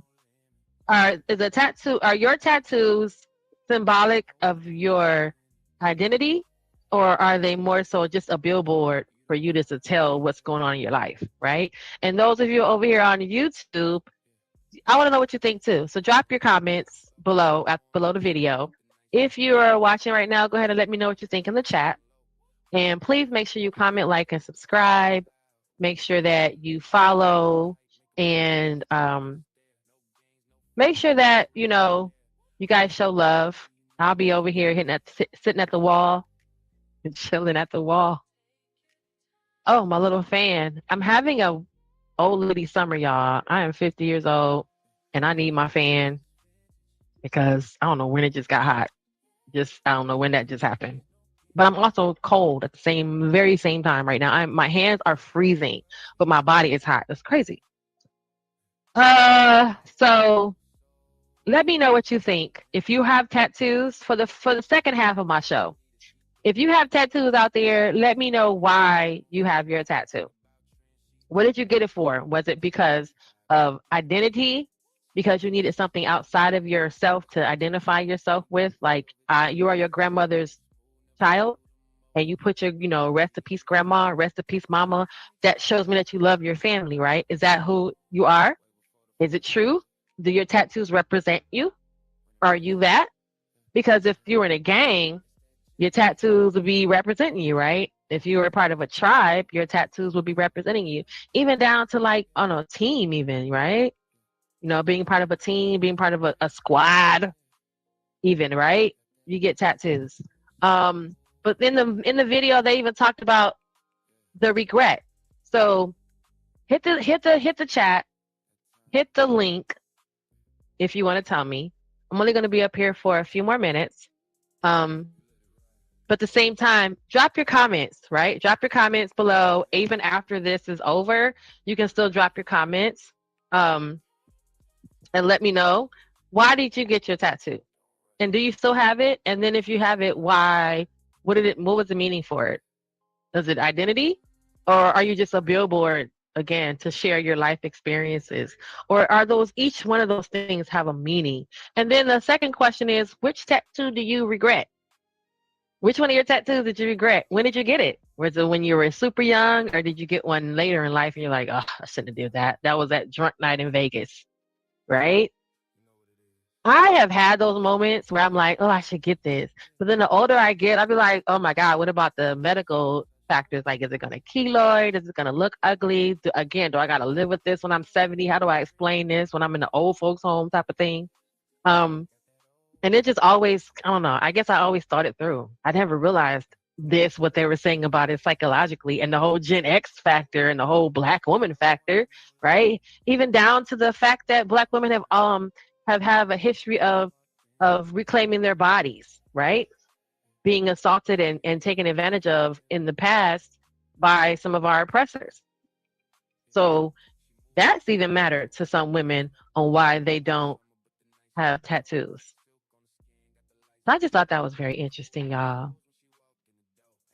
I'm going to play some more music. Then I'm going to go ahead and log off. I thank you guys for showing up and hanging out with me. I'm going to log off and I'm going to take my dog for a walk. He's sleeping right now, so we don't want to say the word because that word's going to wake him up. Keep your guys' eye open for the Fur Baby channel, for the Fur Baby show. Hopefully that show will be coming up. I've been tired, y'all, and just working. So it's just been a little bit of a challenge to like keep things going. I don't know how y'all do it. I couldn't do it. I just plugged this. Oh, I see why it's not working. I'm like, I just plugged this thing in. Yeah, but it's not plugged up, so it's not going to give me that much heat or cool me off. I got to plug it up because it died. But yeah, you guys, show the love, show support, come by. Whenever you see me live, come by and show love and support. Tell me what you think. All right. Hey. Okay. Hey, what's up? John Bernard. Hey, Dizzy Dre. Hey, Dizzy Dre, how are you? Okay. Hey, y'all. Thanks for showing up over here on TikTok. I think I might keep the TikTok going while I go on a couple other panels, log on and see what's going on. I'm not sure. I'm not sure how to play this TikTok game and all this other stuff. So we're going to figure that out. So before we end the show, I just want to let y'all know I appreciate you and I thank you guys. Once again, I am at 293 subs, working my way up to 300 easily. I don't know how easy it's going to be, but I'm putting it in the universe. And on that note, y'all, I'm going to go ahead and get on out of here, you guys, before my 3-hour mark. I've been online for 3 hours. I'm racking up my my watch hours, so hopefully I get up there sometime soon. I don't know how far away I am. I know I'm quite a distance, but I'm going to check periodically to see where I am in the watch hour game.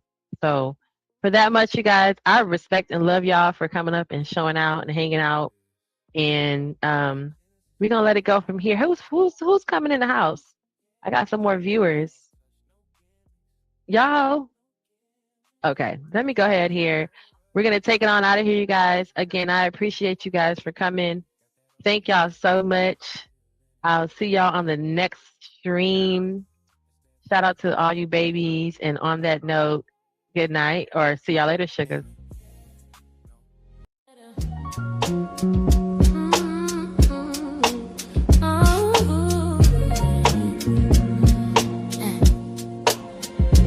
Glad you stayed till the end. Hey, Charlotte. Now that we had some time together. Hey, Charlotte. We got to go, but it's not forever. Hey, Charlotte. Come back and see me again. You are always welcome here, my friend. Don't be a stranger, keep coming through. I I will always have a spot here for you. Genesis, I am is who I'll always be. Honest and full transparency. Keeping it real as real can be. Like, comment, subscribe. Like, if you wanna comment, tell me that you don't mind. Subscribe, and tell a friend and tell a friend. Glad you stayed to the end. Spread the word, pass it on, cause we're doing big things with faith and holy guidance. So I'll see you next time. Genesis, I am, Audi 5000.